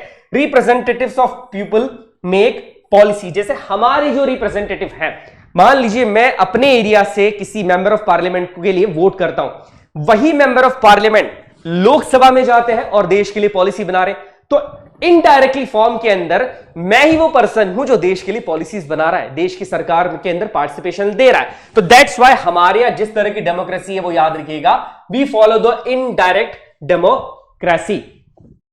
नेक्स्ट कीवर्ड की बात की जाए तो वो यहां पर है रिपब्लिक। देखिए, किसी भी नेशन को रिपब्लिक तब कहा जाता है जब उस नेशन का हेड ऑफ द स्टेट, जो कि इंडिया के केस में है हमारे प्रेसिडेंट, हमारे राष्ट्रपति, वो डायरेक्टली और इनडायरेक्टली लोगों के द्वारा इलेक्ट किया जाए। कुछ कंट्रीज होती है जहां पर उस कंट्री का हेड ऑफ द स्टेट लोगों के द्वारा इलेक्ट नहीं किया जाता है। जैसे मोनार्क सिस्टम के अंदर पहले होता था कि राजा का बेटा ही राजा होगा, बट आज हमारे नेशन की अगर बात की जाए, और रिपब्लिक नेशन वही होता है जिस नेशन के अंदर हेड ऑफ द स्टेट को लोग डायरेक्टली और इनडायरेक्टली इलेक्ट करते हैं, जैसे कि हमारे देश में होता है। हमारे देश में प्रेसिडेंट हमारे देश के हेड ऑफ द स्टेट होते हैं, he is the nominal head of our country. उनको इलेक्ट हम भले ही डायरेक्टली ना करते हो, डायरेक्टली प्रेसिडेंट के इलेक्शन में हम पार्टिसिपेट नहीं करते, बट हम लोगों ने जिनको मेंबर ऑफ पार्लियामेंट बना के लोकसभा, राज्यसभा में भेजा है, या एमएलए बना के मेंबर ऑफ लेजिस्लेटिव असेंबलीज के अंदर भेजा है, वही लोग आगे जाकर हमारे बिहाफ के ऊपर देश के राष्ट्रपति को चुनते। तो इनडायरेक्टली हम लोग ही होते हैं जो देश के राष्ट्रपति को चुनते हैं। दैट्स व्हाई हमारा देश एक रिपब्लिक नेशन है। दूसरे कीवर्ड की बात की जाए वो है जस्टिस, न्याय। किसी भी ऐसे देश में जहां पर आपको सारी चीजों की आजादी हो, बट अगर वहां पर न्याय ना हो तो उन सारी फ्रीडम्स का, उन सारे राइट्स का कोई मतलब नहीं रह जाता है। और यही चीज हमारे संविधान के निर्माता जानते थे। दैट्स व्हाई इस जस्टिस का कॉन्सेप्ट भी हम लोगों ने लिया। इस कॉन्सेप्ट को हमने अडॉप्ट किया था रशियन रेवोल्यूशन से। जी हां, ये पॉइंट याद रखिएगा, बहुत सारे एग्जाम्स में पूछा गया है कि जो जस्टिस का कॉन्सेप्ट हमारे प्रियम्बल में है वो हमने किस रेवोल्यूशन से लिया है। हमने उसे लिया है रशियन रेवोल्यूशन से। अब यहां पर तीन तरह के जस्टिस की बात की गई है, सोशल जस्टिस, इकोनॉमिकल जस्टिस और पॉलिटिकल जस्टिस की। किसी भी ऐसे समाज के लिए जहां पर सारे लोग एक समान तरीके से जिए और लोगों के वेलफेयर की बात की जाए, वहां पर सोशल जस्टिस, इकोनॉमिकल जस्टिस और पॉलिटिकल जस्टिस होना बेहद जरूरी है।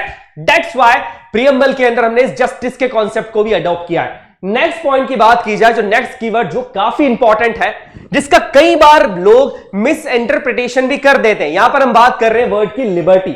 लिबर्टी वर्ड हमने लिया था फ्रेंच रेवोल्यूशन से प्रभावित होकर।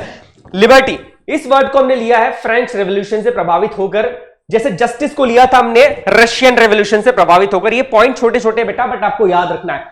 लिबर्टी का मतलब ये नहीं होता है कि आपको कुछ भी करने की फ्रीडम है। नॉर्मली लिबर्टी से हम समझते हैं कि फ्रीडम।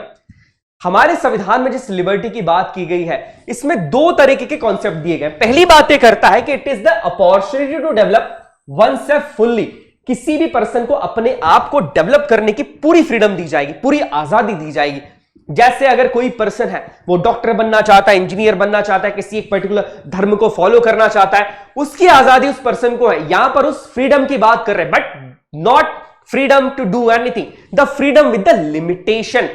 कायदे और कानून में रह के देश के संविधान के अनुसार उसे अपनी आजादी, लिबर्टी एंजॉय करने का अधिकार है।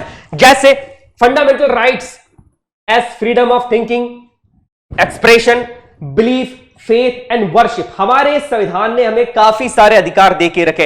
इन अधिकारों के थ्रू ही हम हमारी फ्रीडम एंजॉय कर रहे हैं। आप खुद सोचिए, आर्टिकल 19 की यहां पर मैं बात करूं, आप किसी भी आर्टिकल की बात कर लीजिए, बेसिकली ये वही सारी फ्रीडम्स हैं जो इस लिबर्टी को इंडिकेट कर रही है, और इन फ्रीडम्स को हम देश के नागरिक होने के नाते एंजॉय करते हैं। अब जैसे फ्रीडम की बात की जाए, we have liberty of thoughts, expression, belief, faith, worship. हमें आजादी है, हम किसी भी धर्म को मान सकते हैं, अपने धर्म को की पूजा करने की आजादी है, वर्शिप करने की आजादी है, अपने थॉट्स को हम एक्सप्रेस करते हैं। फ्रीडम ऑफ स्पीच हमारे यहां पर है, फ्रीडम ऑफ प्रेस हमारे यहां पर है। बट एक पॉइंट याद रखिएगा, liberty does not mean licence to do whatever one likes. ये पॉइंट बिल्कुल गलत है। लिबर्टी, फ्रीडम का मतलब ये नहीं है कि कोई व्यक्ति कुछ भी कर सकता है देश के अंदर। देखिए, लिबर्टी, फ्रीडम विथ लिमिटेशन, ये है हमारे देश के अंदर लिबर्टी। बट आपकी लिबर्टी का आप कभी भी नाजायज फायदा नहीं उठा सकते। आपको कानून के अनुसार और संविधान के अनुसार ही चलना होगा, और यही चीज हमारी लिबर्टी कहती है।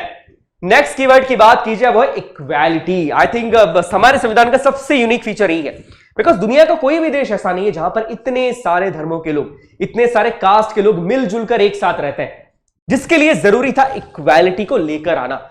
जब हमारे संविधान सभा के अंदर, जब देश का संविधान बन रहा था, तो कॉन्स्टिट्यूशन मेकर्स के मन में एक सबसे बड़ा सवाल यही था कि ऐसा यूनिक संविधान कैसे बनाया जाए, क्योंकि दुनिया के किसी भी देश के अंदर इतने सारे धर्मों के लोग एक साथ मिलजुल कर नहीं रहते हैं। तो संविधान भी कुछ ऐसा होना चाहिए जिसमें किसी को भी प्रिविलेज ना दिया जाए, ताकि किसी दूसरे धर्म को, किसी दूसरे रिलीजन को यह ना लगे कि देश किसी एक पर्टिकुलर रिलीजन को प्रिविलेज दे रहा है या किसी पर्टिकुलर कास्ट को प्रिविलेज दे रहा है। इसीलिए इस कीवर्ड को यहां पर शुरुआत से ही प्रियम्बल में इंक्लूड किया गया था, इक्वालिटी, समानता। इक्वालिटी का मतलब है absence of privilege to any section of society. Society के किसी भी सेक्शन को, देखिए सेक्शन का मतलब यहां पर फाइनेंशियल सेक्शन भी हो सकता है, दैट मींस गरीब या अमीर, और रिलीजियस सेक्शन भी हो सकता है कि किसी धर्म के लोगों की हम बात कर रहे हैं।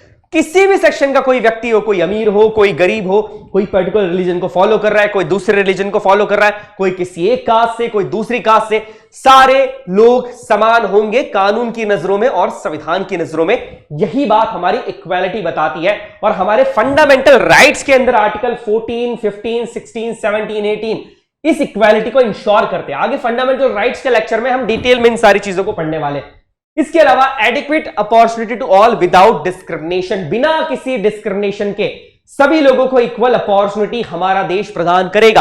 किसी के भी पर्सन के साथ किसी भी तरीके का डिस्क्रिमिनेशन, भेदभाव नहीं किया जाएगा। यही ये कीवर्ड कहता है। सोचिए, प्रियम्बल के अंदर ये कीवर्ड को आप सुन रहे हैं, समझ रहे हैं, इन कीवर्ड से ही पता लग रहा है कि संविधान हमारा कितना यूनिक है, कितनी सारी बातों का ध्यान रखा गया है, कितनी छोटी छोटी चीजों का ध्यान रखा गया है। आज हमारा देश जिस स्थिति के अंदर है, हम जिस तरीके से रहते हैं, मिलजुल कर रह रहे हैं, वो कहीं ना कहीं इतने अच्छे संविधान की वजह से ही है। और इस संविधान को ही डिप्लिक कौन कर रहा है? हमारा प्रियम्बल कर रहा है। दैट्स व्हाई प्रियम्बल बड़ा इंपॉर्टेंट है।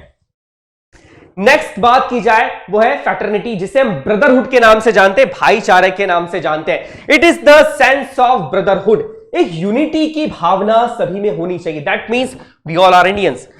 किसी भी जाति के हैं, किसी भी धर्म के हैं, किसी भी फाइनेंशियल कंडीशन के, अमीर है, गरीब है, बट सबसे पहले वी ऑल आर इंडियंस। यही होता है सेंस ऑफ ब्रदरहुड। आप देखते हैं ना, जब भी हमारे देश का किसी दूसरी कंट्री के साथ मैच होता है, तो जब इंडिया जीतता है तो कितनी खुशी होती है हम लोगों को। फिर व्यक्ति किसी भी धर्म का हो, किसी भी जाति का हो, किसी भी कास्ट का हो, उसकी फाइनेंशियल कंडीशन कुछ भी हो, एक सेंस ऑफ ब्रदरहुड आ जाता है कि हम सब ये सोचते कि नहीं, इंडिया जीतना चाहिए, हमारा देश जीतना चाहिए। कोई दूसरा मुल्क अगर हमारे देश पे हमला करता है तो भी वो सेंस ऑफ ब्रदरहुड हमेशा जाग जाता है हमारे देश के लोगों का, कि कुछ भी हो जाए, सारी चीजें बाद में, what we are Indian first. यही चीज होता है हमारा सेंस ऑफ ब्रदरहुड, और यही चीज हमारी यूनिटी को भी बढ़ाती है। अगर हम जैसे कि बात की जाए सिंगल सिटीजनशिप का जो कॉन्सेप्ट है, वो कहीं ना कहीं सेंस ऑफ ब्रदरहुड के बढ़ावा देने के लिए ही देश में अडॉप्ट की गई थी, और यही होता है हमारा फ्रेटर्निटी। सिंगल सिटीजनशिप की बात कर रहे हैं, फंडामेंटल ड्यूटीज की बात कर रहे हैं, इन चीजों के थ्रू इसको बढ़ावा दिया जाता है, ताकि देश के लोग अपने आप को अलग अलग ना समझे कि मैं एक स्टेट का हूं, आप उस स्टेट के हो। नहीं, वी ऑल आर इंडियंस। और सिंगल सिटीजनशिप और फंडामेंटल ड्यूटीज इसी को इंश्योर करती है। तो ये पॉइंट आपको याद रखना है। ये कुछ कीवर्ड्स थे हमारे भारतीय संविधान की प्रियम्बल के। फ्रेटर्निटी बेसिकली दो चीजों को प्रमोट करती है, पहली डिग्निटी ऑफ इंडिविजुअल और दूसरी है unity and integrity of nation, जैसे कि मैंने बात करी। ब्रदरहुड में जब भी बात आएगी ब्रदरहुड की, तो यहां पर देश की यूनिटी और इंटीग्रिटी की बात आती है। ये जो वर्ड इंटीग्रिटी है, ये भी शुरुआत से संविधान में नहीं था, इसे नोट कर लीजिएगा। इसे भी 42nd कॉन्स्टिट्यूशन अमेंडमेंट एक्ट 1976 के थ्रू ऐड किया गया था। दैट मीन्स तीन word, socialist, secular and integrity, इन तीन शब्दों को संविधान में बाद में जोड़ा गया। संविधान में मतलब हमारे देश के प्रियम्बल में, प्रस्तावना के अंदर बाद में जोड़ा गया था 42nd कॉन्स्टिट्यूशन अमेंडमेंट एक्ट 1976 के थ्रू। ये पॉइंट याद रखिएगा। आई होप यहां तक आपको चीजें क्लियर होगी। अब देखिए, प्रियम्बल को लेके शुरुआत से ही काफी ज्यादा डिस्कशन संविधान सभा के अंदर भी हुआ, और आपको जान के हैरानी होगी कि सारी चीजों को अडॉप्ट करने के बाद सबसे लास्ट में प्रियम्बल को अडॉप्ट किया गया था। जबकि संविधान के सबसे शुरुआत में प्रियम्बल होता है, बट सबसे लास्ट में प्रियम्बल को अडॉप्ट किया गया था। प्रियम्बल की अमेंडेबिलिटी को लेके, प्रियम्बल की वैधता को लेके, प्रियम्बल की जस्टिसबिलिटी को लेके काफी सारे केस कोर्ट में गए। सुप्रीम कोर्ट के अंदर कुछ केसेस गए, हाई कोर्ट के अंदर भी कुछ केसेस गए, जिसमें प्रियम्बल की अमेंडेबिलिटी के बारे में बात की गई कि प्रियम्बल अमेंडेबल है या नहीं है। क्वेश्चन ये भी उठा कि क्या देश की प्रस्तावना संविधान का भाग है या नहीं है, या जस्ट एन ऑर्नामेंट, एक दिखावे की वस्तु है, या संविधान का एक अभिन्न अंग है। इसको लेके कई सारे केस हुए, जिसमें सबसे पहले अगर मैं केस की बात करूं, जो सबसे इंपॉर्टेंट केस था, और इस केस के बारे में कई बार इसका ईयर भी पूछ लिया जाता है, वो था बेरूबारी यूनियन केस 1960 का। इस केस को हम डिटेल में डिस्कस नहीं करेंगे। बेरूबारी एक जगह का नाम है, आप इसको डिटेल में पढ़ेंगे तो आप देखेंगे कि यहां के लोगों ने अपने खून से लेटर लिखा था उस टाइम पर। मैं इसकी बहुत डिटेल में नहीं जाऊंगा, बट आई वांट कि आप लोग इस चीज को पढ़िए, काफी इंपॉर्टेंट केस है। बेरूबारी केस में यह कह दिया गया था कि preamble can not amendable in article 368। जैसा कि मैंने आपको बताया कि आर्टिकल 368 यह कहता है कि संविधान के हर उस अंग को अमेंड किया जा सकता है जो संविधान का बेसिक फीचर नहीं है। दैट मीन संविधान को अमेंड किया जा सकता है। इस केस में जजमेंट के अंदर यह कहा गया कि प्रियम्बल को अमेंड नहीं किया जा सकता। इसका मतलब जब अगर प्रियम्बल को अमेंड ही नहीं किया जा सकता, इसका मतलब तो यह है कि प्रियम्बल संविधान का पार्ट है ही नहीं। और यही चीज इस केस के अंदर कह दी गई कि इट इंपॉर्टेंट, यस इंपॉर्टेंट तो है, प्रियम्बल बहुत जरूरी है, ये संविधान का इंट्रोडक्टरी स्टेटमेंट है, ये बता रहा है कि संविधान किन चीजों के ऊपर, किन वैल्यूज के ऊपर, किन प्रिंसिपल्स के ऊपर टिका है, बट ये संविधान का पार्ट नहीं है। ये चीज कह दी गई थी किस केस के अंदर? बेरूबारी यूनियन केस 1960 के अंदर। इसके बाद भारत का, हमारे देश का सबसे बड़ा केस यहां पर आता है अगर बात की जाए पॉलिटी के हिसाब से, वो केस था Keshavananda Bharati versus state of Kerala 1973। इस केस के डिसीजन में बहुत सारी चीजों को चेंज कर दिया गया, बहुत सारी चीजें यहां पर चेंज होगी। संविधान के बेसिक फीचर्स क्या है वो भी इसी केस के थ्रू डिफाइन कर दिए गए थे, जो फीचर जिसे संविधान में चेंज नहीं किया जा सकता अमेंडमेंट के थ्रू भी। इस केस के अंदर यह कहा गया कि preamble can be amended by the article 368। That means पुराने जजमेंट को, बेरूबारी केस के जजमेंट को पलटते हुए यहां पर यह जजमेंट दिया गया कि प्रियम्बल को अमेंड किया जा सकता है आर्टिकल 368 के through, but can't change basic structure. बिल्कुल सही बात है, बट उसके बेसिक स्ट्रक्चर को आप चेंज नहीं कर सकते। जैसे सेक्युलरिज्म, सोवर्निटी की यहां पर मैं बात कर रहा हूं, सोशलिज्म की बात की जा रही है, इस बेसिक स्ट्रक्चर को चेंज नहीं किया जा सकता।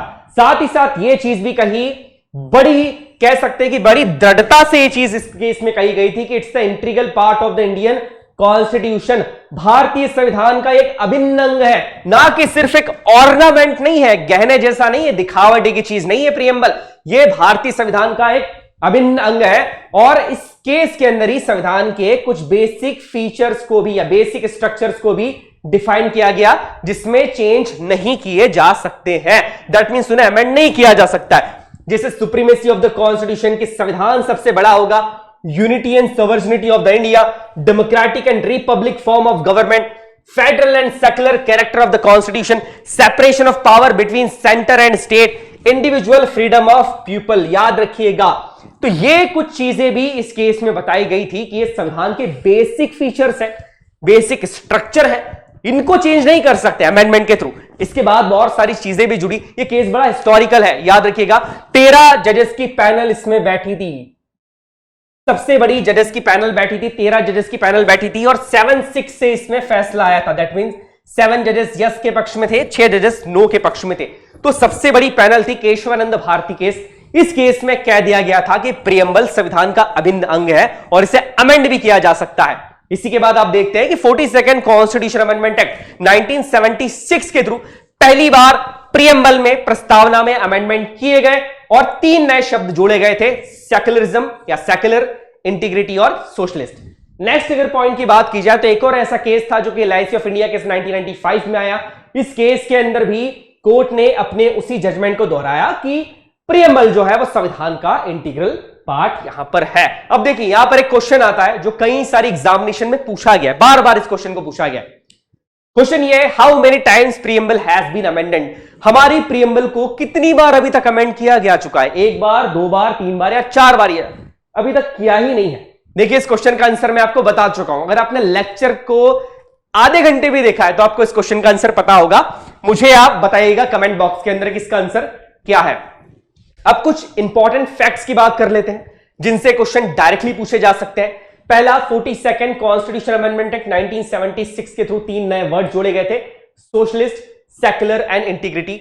दूसरी बात, प्रियम्बल इज नॉन जस्टिसेबल। ये क्वेश्चन कई बच्चों को कंफ्यूज कर देता है कि क्या प्रियम्बल जस्टिसेबल है, मतलब क्या हम प्रियम्बल के लेकर या इसके बेस को लेकर सुप्रीम कोर्ट में केस लड़ सकते हैं किसी पॉइंट को लेकर? नहीं, प्रियम्बल इज नॉन जस्टिसेबल। जैसे हमारे देश में फंडामेंटल राइट्स जस्टिसेबल होते हैं कि अगर आपके फंडामेंटल राइट्स का वायलेशन हुआ तो आप डायरेक्टली सुप्रीम कोर्ट भी जा सकते हैं, बट प्रियम्बल जस्टिसेबल नहीं है। जैसे कि हमारी फंडामेंटल ड्यूटीज और डीपीएसपी भी जस्टिसेबल नहीं है। इस पॉइंट को याद रखिएगा, प्रियम्बल इज नॉन जस्टिसेबल।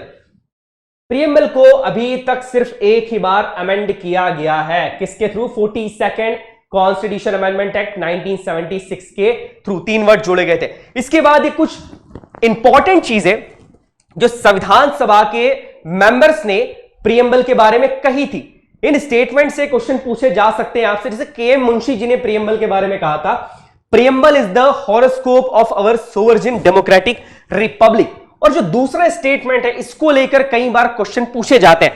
पंडित ठाकुरदास भार्गव जी ने कहा था, the preamble is the most precious part of the constitution, it is the soul of the constitution. भारतीय संविधान की आत्मा है हमारी प्रियम्बल। ये किसने कहा था? ये कहा था पंडित ठाकुरदास जी ने। इट इज अ की टू द कॉन्स्टिट्यूशन, और ये संविधान की कुंजी है।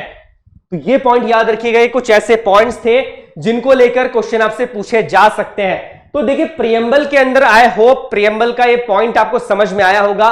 पूरा प्रियम्बल के अंदर उसके क्या केसेस थे, उसके कीवर्ड्स क्या है, अमेंडमेंट्स को हमने अच्छे से जाना है। अब ये क्वेश्चन आपको अटेम्प्ट करना है। क्वेश्चन थोड़ा सा डाइसी है, बट आई वांट कि आप इसे अटेम्प्ट करें। Preamble is important due to these following reasons. इन फॉलोइंग रीजन से प्रियम्बल इंपॉर्टेंट है। पहला, the supreme court in the Berubari case rule that preamble is a part of the constitution. और दूसरा, in Keshavananda Bharati case reverse the decision and rule that preamble is not a part of the constitution. इन दोनों statements में से कौन सा statement सही है यह आपको बताना है। पहला, दूसरा, सिर्फ दोनों सही है या ना पहला ना दूसरा। तो ये इस तरीके के कुछ क्वेश्चंस अगर आप करते हैं तो प्रियम्बल एक बड़ा जो कि इंपॉर्टेंट टॉपिक है वो यहां पर हमारा कंप्लीट हो गया है। अब नेक्स्ट टॉपिक को हम देखते हैं कि नेक्स्ट टॉपिक क्या है हमारा। और next topic is the basic and salient features of the Indian constitution. भारतीय संविधान की कुछ विशेषताएं हैं। हम सभी जानते हैं कि हमारा संविधान एक बड़ा ही यूनिक कॉम्बिनेशन है। दुनिया के जितने भी अच्छे संविधान से, उन सारे कॉन्स्टिट्यूशन से हमने कुछ यूनिक फीचर्स को बोरो करा और हमारे देश का संविधान बनाया। इसीलिए हमारे देश का संविधान एक काफी यूनिक संविधान है, दुनिया का सबसे यूनिक संविधान है। इसकी कुछ विशेषताएं भी है। देखिए अगर एग्जामिनेशन पॉइंट ऑफ व्यू से मैं बात करूं तो हर साल आपके एग्जाम में एक क्वेश्चन या तो बोरोइंग फीचर से पूछा जाएगा या साइलेंट फीचर से पूछा जा सकता है। बोरोइंग फीचर्स को हम लास्ट लेक्चर में कवर कर चुके हैं। आज हम जो है वो साइलेंट फीचर को भी कवर कर रहे हैं। पहले फीचर की बात की जाए वो है longest constitution of the world. दुनिया का सबसे बड़ा लिखित संविधान किसका है? दुनिया का सबसे बड़ा लिखित संविधान होने का गर्व हमारे देश के संविधान को मिला है। जब संविधान देश में लागू हुआ, दैट मींस 26 जनवरी 1950 को, तो इसमें था एक प्रियम्बल, 22 पार्ट्स, 395 आर्टिकल्स और 8 शेड्यूल। बट आज की तारीख की बात की जाए तो आज हमारे संविधान में है एक प्रियम्बल, 25 पार्ट्स, 12 शेड्यूल्स और कितने आर्टिकल्स है ये आप मुझे बताइएगा। दैट मींस जो 22 पार्ट्स थे उसमें से अब वो 25 पार्ट्स बन गए हैं। 395 आर्टिकल्स के कितने हुए हैं ये आप मुझे बताइए और 8 शेड्यूल के बन गए हैं 12 शेड्यूल्स। दैट्स व्हाई आप समझिए, इसीलिए हमारा संविधान सबसे बड़ा है। दूसरे एक फीचर की यहां पर बात की जाए, वो है कि दुनिया का सबसे बड़ा लिखित संविधान हमारा है। India has the written constitution, not the unwritten constitution. अब एक बहुत बड़ा कंफ्यूजन आता है कि अनरिटन कॉन्स्टिट्यूशन क्या होता है, अलिखित संविधान क्या होता है। क्या इस संविधान को लिखा नहीं जाता है, ये कहीं लिखा नहीं होता है क्या, क्या याद करना होता है इसे? ऐसा नहीं होता है। अनरिटन कॉन्स्टिट्यूशन का मतलब होता है कि उस कॉन्स्टिट्यूशन को ऑर्गेनाइज वे के अंदर नहीं लिखा गया है, ऑर्गेनाइज वे के अंदर अरेंज नहीं किया गया है। जैसे कि बात की जाए ब्रिटिश कॉन्स्टिट्यूशन की, जो कि एक अनरिटन कॉन्स्टिट्यूशन है।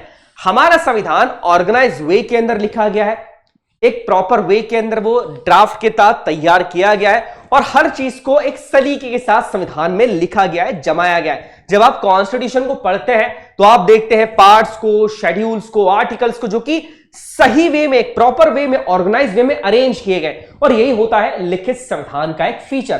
तो हमारा जो कॉन्स्टिट्यूशन है वो एक रिटन कॉन्स्टिट्यूशन है, जैसे अमेरिकन कॉन्स्टिट्यूशन भी एक रिटन कॉन्स्टिट्यूशन है। दूसरा फीचर यहां पर यह है कि हमारा संविधान कॉम्बिनेशन है रिजिडिटी का एंड फ्लेक्सिबिलिटी का। रिजिडिटी का क्या मतलब होता है? बहुत कठोर, जिसे चेंज किया ही नहीं जा सकता। जैसे हमारे संविधान के अंदर कुछ बेसिक फीचर्स होते हैं, जैसे कि हमने बात करी थी केशवानंद भारती केस में, इन बेसिक फीचर्स को, स्ट्रक्चर्स को डिफाइन किया गया था कि किसी भी केस के अंदर, इवन कॉन्स्टिट्यूशन अमेंडमेंट के प्रोसेस के थ्रू भी, आप इन बेसिक फीचर को, बेसिक स्ट्रक्चर को संविधान के, जैसे सोवरेनिटी की बात की जाए, यूनिटी, इंटीग्रिटी, इससे चेंज नहीं कर सकते हैं। बट हम संविधान के दूसरी चीजों को चेंज कर सकते हैं, और यह शो करता है हमारे संविधान की फ्लेक्सिबिलिटी। तो ना ही हमारा संविधान बहुत ज्यादा फ्लेक्सिबल है जैसे कि ब्रिटिश कॉन्स्टिट्यूशन है, वो बहुत फ्लेक्सिबल होता है, आसानी से उसमें चेंज किए जा सकते हैं। ना ही हमारा संविधान बहुत रिजिड है जैसे कि अमेरिकन कॉन्स्टिट्यूशन है, कि चेंजेस करना बहुत मुश्किल है। हमारा संविधान पार्शली रिजिड है और पार्शली फ्लेक्सिबल है, कि थोड़ा सा वो रिजिड है, थोड़ा सा फ्लेक्सिबल है। जैसे संविधान को अमेंड किया जा सकता है, आर्टिकल 368 कॉन्स्टिट्यूशन अमेंडमेंट की प्रोसेस के बारे में बताता है, बट ये प्रोसेस इतनी आसान भी नहीं है कि बहुत फ्लेक्सिबल प्रोसेस है, ऐसा भी नहीं है। तो हमारा संविधान जो है वो एक यूनिक ब्लेंड है रिजिडिटी का और फ्लेक्सिबिलिटी का, इस पॉइंट को याद रखिएगा। जैसे यहां पर लिखा है कि it's the combination of rigidity and flexibility, the Indian constitution strikes a fine balance between the rigidity and flexibility. सही बैलेंस हम तैयार करते हैं रिजिडिटी का और फ्लेक्सिबिलिटी का। मुझे बताइएगा कि यह बात किस महान पुरुष ने कही थी कि the Indian constitution strikes a fine balance between rigidity and flexibility? ये बात किसने कही है? कमेंट बॉक्स में मुझे बताइएगा। दूसरी चीज की इसे अमेंड किया जा सकता है, जैसे आर्टिकल 368 जिसमें कॉन्स्टिट्यूशन अमेंडमेंट प्रोसेस की बात की गई है। हालांकि प्रोसेस को इतना आसान नहीं होता है, सिंपल मेजोरिटी के साथ कुछ अमेंडमेंट्स किए जाते हैं, कुछ स्पेशल मेजोरिटीज के साथ भी किए जाते हैं, बट संविधान संशोधन की प्रक्रिया इतनी आसान भी नहीं है। दैट्स व्हाई कहा जाता है कि भारतीय संविधान जो है वो एक यूनिक ब्लेंड है, यूनिक मिक्सचर है, एक बहुत बढ़िया कॉन्स्टिट्यूशन, एक बहुत बढ़िया कॉम्बिनेशन है, जिसमें पार्शली वो रिजिड है और पार्शली क्या है? फ्लेक्सिबल है। इस पॉइंट को याद रखिएगा। Next point, framed from different sources. ये हमने देखा है, चाहे बात की जाए यूएसए की, चाहे बात की जाए यूके की, south Africa, Canada, government of India 1935, Japan, her country के फीचर से कुछ यूनिक फीचर्स को हमने अपने संविधान के अंदर जोड़ा है। दैट्स व्हाई ये बहुत ही यूनिक बन जाता है, क्योंकि इसके अंदर बहुत सारे डिफरेंट सोर्सेस के थ्रू इसे फ्रेम किया गया है। नेक्स्ट देखिए, अब यहां पर एक क्वेश्चन आता है जो कई बार पूछा गया है, जिसके बारे में हमने बात करी थी कि द कॉन्स्टिट्यूशन ऑफ इंडिया, इस भारत का संविधान कैसा है? रिजिड, दैट मींस बहुत कठोर, फ्लेक्सिबल मतलब बड़ी आसानी से जिसमें चेंज किया जा सकता है। Option C, partially rigid, partially flexible, कि थोड़ा सा ये कठोर है, थोड़ा सा फ्लेक्सिबल है। और ऑप्शन डी, वेरी रिजिड। इसका आंसर मैं ही बता देता हूं, इसका आंसर है ऑप्शन नंबर सी, कि वो पार्शली रिजिड है और पार्शली फ्लेक्सिबल है। ये प्रीवियस ईयर्स के क्वेश्चन में से ही एक क्वेश्चन है, समझिए। इस तरह के क्वेश्चंस ही आपसे आपके एग्जामिनेशन में पूछे जाते हैं। चलिए अब एक नया यूनिक फीचर हमारे संविधान का देखते हैं, वो है पार्लियामेंट्री सिस्टम। देखिए हमारे यहां पर डेमोक्रेसी है। डेमोक्रेसी कौन सी है? प्रेसिडेंशियल डेमोक्रेसी नहीं है। ऐसा नहीं होता है कि सिर्फ हम लोग मिलकर देश के एक पर्सन को इलेक्ट कर लेते हैं जो कि देश का प्रेसिडेंट होता है, और वही देश के अंदर पॉलिसीज बनाते हैं, वही सरकार चलाते हैं, एक अकेला व्यक्ति। ये हमारे यहां नहीं होता है। जब देश आजाद हुआ तो हमने डेमोक्रेसी का फॉर्म तो अपनाया, बट हमने किस डेमोक्रेसी को अपनाया? हमने अपनाया parliamentary system. That means parliamentary democracy हमने यहां पर अपनाई थी। भाई पार्लियामेंट्री डेमोक्रेसी होती क्या है? देखिए हमारा पार्लियामेंट मेजरली तीन चीजों से मिलकर बना है। लोकसभा जिसे हम लोअर हाउस के नाम से जानते हैं, राज्यसभा जिसे हम अपर हाउस के नाम से जानते हैं, और तीसरे होते हैं हमारे देश के राष्ट्रपति, president. That means Lok Sabha, Rajya Sabha और प्रेसिडेंट तीनों से मिलकर देश का पार्लियामेंट बना है, ये आर्टिकल 79 कहता है। और हमारे देश में पार्लियामेंट्री फॉर्म ऑफ गवर्नमेंट है। दैट मींस जो सरकार है वो अकेला व्यक्ति नहीं चला रहा है। अगर किसी बिल को पास होना है तो वो लोकसभा, राज्यसभा से पास होगा, फिर प्रेसिडेंट सिग्नेचर करेंगे, तब जाके वो बिल एक्ट बनता है। और यही हमारा पार्लियामेंट्री फॉर्म ऑफ गवर्नमेंट है कि हम लोग जिनको चुनते हैं, हम अपने एरिया से जिसे एमपी चुनते हैं, वो पर्सन आगे जाके लोकसभा में बैठता है और वही देश की सरकार बनाता है। और जो मेजॉरिटी पार्टी होती है, जिसे सबसे ज्यादा वोट मिलते हैं, वही देश की सरकार बनाती है। और यही एक पार्लियामेंट्री फॉर्म ऑफ गवर्नमेंट का फीचर होता है। जैसे कुछ फीचर्स यहां पर लिखे हैं, a democracy where the political party with majority sets rules. यही हमारे यहां होता है कि जिस ऐसी डेमोक्रेसी जहां पर जिस पॉलिटिकल पार्टी के पास सबसे ज्यादा सीट्स होती है, मेजॉरिटी के अंदर होती है, वही देश को चलाती है, वही सरकार बनाती है। जैसे कि हमारे देश में होता है कि जितनी सीट्स लोकसभा के अंदर है, उस सीट्स के अंदर से अगर मेजॉरिटी सीट्स किसी पर्टिकुलर पार्टी के पास आ जाती है या मिलजुल के वो सरकार बनाते हैं, 2-3 पार्टीज मिलकर भी, तो भी वही पार्टी देश के अंदर सरकार बनाती है। और यही पार्लियामेंट्री गवर्नमेंट का सिस्टम होता है। दूसरा, prime minister at the centre and chief minister at the state level are the heads of the government at respective levels. हम देखते हैं कि जो प्राइम मिनिस्टर होते हैं, जो कि देश की सबसे बड़ी पॉलिटिकल पार्टी के हेड होते हैं, वही देश को चलाते हैं। That means council of ministers, हम सभी जानते हैं कि देश में जो पॉलिसीज बनाई जा रही है, पॉलिसीज इंप्लीमेंट की जा रही है, उसमें कहीं ना कहीं सबसे ज्यादा बड़ा योगदान जो है वो काउंसिल ऑफ मिनिस्टर्स का होता है। और काउंसिल ऑफ मिनिस्टर के हेड कौन होते हैं? वो होते हैं देश के प्रधानमंत्री।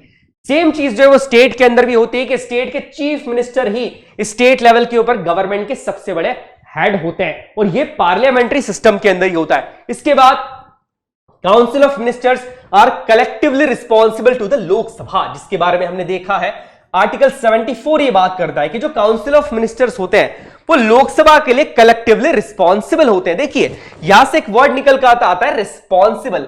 रिस्पॉन्सिबल गवर्नमेंट, रिस्पॉन्सिबल गवर्नमेंट क्या होती है? ऐसी सरकार जो अपने एक्ट्स के लिए रिस्पॉन्सिबल होती है। दैट मींस सही किया उसके लिए भी वही रिस्पॉन्सिबल है और गलत किया उसके लिए भी वही रिस्पॉन्सिबल है। और एक डेमोक्रेटिक सिस्टम के अंदर, स्पेसिफिकली पार्लियामेंट्री डेमोक्रेटिक सिस्टम के अंदर एक रिस्पॉन्सिबल गवर्नमेंट होती है। दैट्स व्हाई हमारे देश में पार्लियामेंट्री सिस्टम है। इसके बाद the lower house is subjected to dissolution. That means जो लोअर हाउस होता है, जो कि हमारे देश की लोकसभा, और नॉर्मली हम सभी जानते हैं कि लोकसभा के पास राज्यसभा के कंपेयर में ज्यादा पावर होता है, वो सब्जेक्टेड टू डिसोल्यूशन है। लोकसभा के पास राज्यसभा के कंपैरिजन में ज्यादा पावर इसलिए होता है बिकॉज जो हमारा लोअर हाउस है, जिसे हम लोकसभा के नाम से जानते हैं, उसके लिए डायरेक्ट इलेक्शंस होते हैं। दैट मींस आप और मैं डायरेक्टली वोट देते हैं कि लोकसभा में कौन जाकर बैठेगा और किसकी सरकार बनेगी, और ये सब्जेक्टेड टू डिसोल्यूशन होता है। दैट मींस ये परमानेंट नहीं होता है, इसमें ये हर 5 साल के बाद ऑटोमेटिक डिसोल्यूशन होता है। दैट मींस हर 5 साल के बाद सरकार चेंज होती है, नई सरकार आती है और लोगों को मौका मिलता है कि अगर कोई सरकार सही तरीके से काम नहीं कर रही है तो उसे हटा के वो नई गवर्नमेंट लेकर आ सकते हैं। और यही चीज कहती है हमारी पार्लियामेंट्री सिस्टम, जो कि हमारे संविधान का एक यूनिक फीचर है। नेक्स्ट फीचर की बात की जाए जिसको लेकर कई सारे क्वेश्चन पूछे जाते हैं, देखिए ये फीचर है इंडिपेंडेंट जुडिशरी सिस्टम। हमारे देश का जो जुडिशरी सिस्टम है, जो जस्टिस का सिस्टम है, वो इंडिपेंडेंट है। वो कभी भी किसी सरकार के प्रेशर में, किसी पॉलिटिकल पार्टी के प्रेशर में या किसी व्यक्ति विशेष के प्रेशर में काम नहीं करता है। अगर इंडियन जुडिशियल सिस्टम की बात की जाए तो सबसे सुप्रीम, सबसे ऊपर है हमारा सुप्रीम कोर्ट, जो कि संविधान का इंटरप्रेटर भी होता है। समझिएगा, इस पॉइंट को नोट कर लीजिए। कॉन्स्टिट्यूशन का इंटरप्रेटर मतलब संविधान में लिखी हुई किसी बात का मतलब क्या है, संविधान का जो इंटरप्रेटर है वो कौन है? हमारा सुप्रीम कोर्ट है। इस पॉइंट को लिख लीजिएगा। तो जुडिशरी में सबसे ऊपर है हमारे सुप्रीम कोर्ट, उसके नीचे हमारे हाई कोर्ट्स आते हैं, फिर आते हैं आपके डिस्ट्रिक्ट कोर्ट्स, और नेक्स्ट आपके आते हैं सबऑर्डिनेट कोर्ट्स। ये हमारी जुडिशरी का एक स्ट्रक्चर है। अब हमारी जो जुडिशरी वो इंडिपेंडेंट है, उस पर किसी भी सरकार का कोई भी प्रेशर नहीं है। किसी गवर्नमेंट के कहने पे, किसी व्यक्ति विशेष के कहने पे या किसी पॉलिटिकल पार्टी के कहने पे देश का जुडिशियल सिस्टम नहीं चलता है। It's an independent judicial system. अब इसकी इंडिपेंडेंसी को प्रूव करने के लिए काफी सारी चीजें यहां पर दे के रखी है, जैसे अपॉइंटमेंट ऑफ जजेस of supreme court and high courts by collegium system.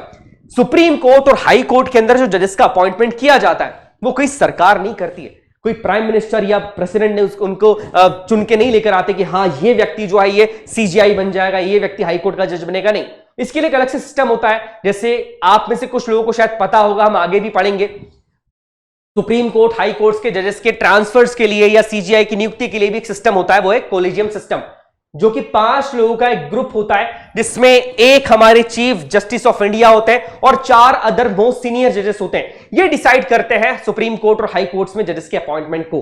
तो ये एक सिस्टम को फॉलो किया जाता है, ना कि कोई दूसरी एक सरकार अपॉइंट कर रही है। नेक्स्ट पॉइंट की बात की जाए, देखिए अपॉइंट्स का मतलब आप इससे कंफ्यूज मत हो जाएगा। यहां पर मैं इलेक्ट की बात कर रहा हूं कि कौन हाई कोर्ट में जाएगा, कौन किस सुप्रीम कोर्ट में रहेगा, उसकी पोजीशन क्या होगी, सरकार डिसाइड नहीं करती है। यहां पर हम इसकी बात कर रहे हैं। नेक्स्ट पॉइंट की बात की जाए, separation of judiciary from executive, ये भी इसी बात को प्रमोट करता है। डीपीएसपी के अंदर हम इस चीज को काफी डिटेल में पढ़ने वाले हैं कि हमारे देश में जुडिशरी को एग्जीक्यूटिव से अलग कर दिया है, सेपरेट कर दिया है। ब्रिटिश टाइम पे जुडिशियरी वर्क और एग्जीक्यूटिव वर्क एक ही व्यक्ति करता था। आज के टाइम पे दोनों व्यक्ति अलग होते हैं, आईएएस अपना काम अलग करता है, जज अपना काम अलग करता है, और यही चीज है separation of judiciary from executive, जो कि इंडिपेंडेंसी दर्शाता है जुडिशियल सिस्टम की। सिक्योरिटी ऑफ टेन्योर जजेस को दे के रखी है। Ban on practice after retirement की जजेस जो है सुप्रीम कोर्ट के जजेस की हम बात कर रहे हैं कि उनकी बैन है, उनकी प्रैक्टिस आफ्टर रिटायरमेंट, वो प्रैक्टिस नहीं कर सकते हैं। इसके बाद सुप्रीम कोर्ट जजेस salaries, pension and allowances are charge on the India's consolidated fund. Supreme court के जजेस के सैलरीज, अलाउंसेस देश के कंसोलिडेटेड फंड के ऊपर चार्ज है। याद रखिएगा आर्टिकल 266 कंसोलिडेटेड फंड की बात करता है ना, आर्टिकल याद रखिएगा। हालांकि इनको आगे पढ़ेंगे, हम कंसोलिडेटेड फंड को पढ़ेंगे, कॉन्टेंजेंसी फंड को पढ़ेंगे, बट याद रखिए आर्टिकल 266 कंसोलिडेटेड फंड की बात करता है। नेक्स्ट, एक बड़ा इंपॉर्टेंट फीचर है सुप्रीमेसी ऑफ द कॉन्स्टिट्यूशन। हमारे देश में किसी पद की सुप्रीमेसी नहीं है, किसी व्यक्ति की सुप्रीमेसी नहीं है, या किसी पार्टी की सुप्रीमेसी नहीं है। हमारे देश में जो सबसे सुप्रीम है वो कौन है, हमारे देश का संविधान। संविधान को सर्वोपरि माना गया है, संविधान से ऊंचा कोई भी नहीं है। देश संविधान के हिसाब से चलता है, ना कि किसी व्यक्ति विशेष के हिसाब से चलेगा। और यही चीज हमारे कॉन्स्टिट्यूशन को एक बड़ा ही यूनिक बनाती है कि देश के अंदर हमने किसी पर्सन को सुप्रीम नहीं माना, किसी पोस्ट को सुप्रीम नहीं माना है, हमने माना है हमारे देश के कॉन्स्टिट्यूशन को, और ये एक बड़ा ही यूनिक फीचर है। नेक्स्ट फीचर की बात की जाए वो है डेमोक्रेटिक सिस्टम। हमारे देश में डेमोक्रेटिक सिस्टम है। डेमोक्रेसी की बात की जाए तो डेमोक्रेसी के 3 पिलर्स होते हैं। चौथा पिलर जो है वो फ्री प्रेस को या मीडिया को माना जाता है। लेजिस्लेटिव, एग्जीक्यूटिव, जुडिशरी, हमारे यहां पर डेमोक्रेटिक सिस्टम है। दैट मींस हमारे यहां पर इलेक्टेड गवर्नमेंट होती है। देश में ना मिलिट्री सिस्टम है ना मोनार्क सिस्टम है। देश की सरकार को लोगों के द्वारा चुना जाता है, डायरेक्टली हम लोग वोट करते हैं और देश की सरकार को चुनते हैं। इसके बाद हमारे देश में फ्री एंड रेगुलर इलेक्शंस भी होते हैं। हर 5 साल के बाद सरकार को चुनने के लिए देश में इलेक्शंस होते हैं, जिसमें लोगों के ऊपर किसी भी तरीके का प्रेशर नहीं होता है, और यही एक डेमोक्रेटिक गवर्नमेंट की एक सबसे बड़ी खूबसूरती होती है। तो यह भी एक हमारे संविधान का फीचर है। अब देखिए, हमारा जो कॉन्स्टिट्यूशन है वो फेडरल भी है और उसमें कुछ यूनिटरी फीचर भी है। फेडरल का मतलब होता है कि सेंटर और स्टेट दोनों के पास पावर का डिस्ट्रीब्यूशन बराबर है। यूनिटरी फीचर का मतलब ये होता है, यूनिटरी का मतलब ये होता है कि सेंटर सबसे ज्यादा स्ट्रांग है, सेंटर के पास पावर है, ज्यादा पावर है। अब कुछ फीचर्स हमारे संविधान के फेडरल फीचर्स है, जैसे ड्यूल गवर्नमेंट। ड्यूल गवर्नमेंट का मतलब ये होता है कि जैसे सेंटर में हमारी सेंट्रल गवर्नमेंट होती है, केंद्र सरकार होती है, वैसे ही हर स्टेट के अंदर स्टेट की अलग अलग सरकारें होती। ये नहीं होता है कि सिर्फ लोकसभा और राज्यसभा पूरे देश को चलाते हैं। हर स्टेट की स्टेट असेंबलीज होती है, कुछ स्टेट में स्टेट काउंसिल भी है। तो इस तरीके से हमारे देश में एक ड्यूल गवर्नमेंट का सिस्टम चल रहा है। इसके अलावा 3 टियर्स ऑफ गवर्नमेंट भी हमारे यहां पर है, 3 टियर सिस्टम भी है। लोकल गवर्नमेंट भी है, सेंट्रल गवर्नमेंट है, स्टेट गवर्नमेंट है, लोकल गवर्नमेंट भी है। इसके बाद दूसरा एक फेडरल फीचर जिससे पता लगता है कि पावर ऑफ डिस्ट्रीब्यूशन है, दैट मींस स्टेट के पास और सेंट्रल के पास, दोनों के पास पावर है, वो है हमारा सुप्रीमेसी ऑफ द कॉन्स्टिट्यूशन, जिसके बारे में हमने बात करी कि संविधान सर्वोपरि है, कोई व्यक्ति विशेष नहीं है। ऐसा नहीं है कि सेंट्रल सबसे बड़ा हो जाएगा या स्टेट सबसे बड़ा हो जाएगा, नहीं, सबसे बड़ा संविधान है। इसके बाद इंडिपेंडेंट जुडिशरी भी एक फेडरल फीचर को इंडिकेट करता है। और इसके अलावा division of power, last lecture में 7 शेड्यूल को हमने डिटेल में पढ़ा था। 7th शेड्यूल में जो 3 लिस्ट देकर रखी है, वो तीनों लिस्ट यहां पर पावर डिस्ट्रीब्यूशन ऑफ पावर की बात करती है स्टेट्स और सेंटर के बीच में, और ये एक बड़ा ही इंपॉर्टेंट फेडरल फीचर है। इसके बाद बायसिमिलरिज्म की बात यहां पर की जाती है, जैसे स्टेट के अंदर स्टेट लेजिस्लेचर होता है और सेंट्रल के अंदर यूनियन लेजिस्लेचर होता है। तो ये सारे फीचर्स थे जो कि फेडरल फीचर है हमारे भारतीय संविधान के। अब हमारे संविधान में मैंने आपको बताया था कि फेडरल फीचर्स भी हैं और कुछ फीचर्स संविधान को यूनिटरी भी बना देते हैं। यूनिटरी फीचर्स की बात की जाए तो इसमें पहला फीचर है इमरजेंसी प्रोविजंस। इमरजेंसी के टाइम पे हम देखते हैं कि सेंटर ज्यादा स्ट्रांग हो जाता है, स्टेट जो है वो वीक हो जाते हैं और सेंट्रल ज्यादा स्ट्रांग हो जाता है। सारा जो डिसीजन मेकिंग पावर है वो सेंट्रल के पास चला जाता है। दैट्स वाई हम इसे क्या करें, इसलिए हम इसे कह रहे हैं कि ये एक यूनिटरी फीचर है हमारे संविधान का। ये पता लग रहा है कि सिर्फ एक बॉडी ज्यादा स्ट्रांग है जो है सेंटर।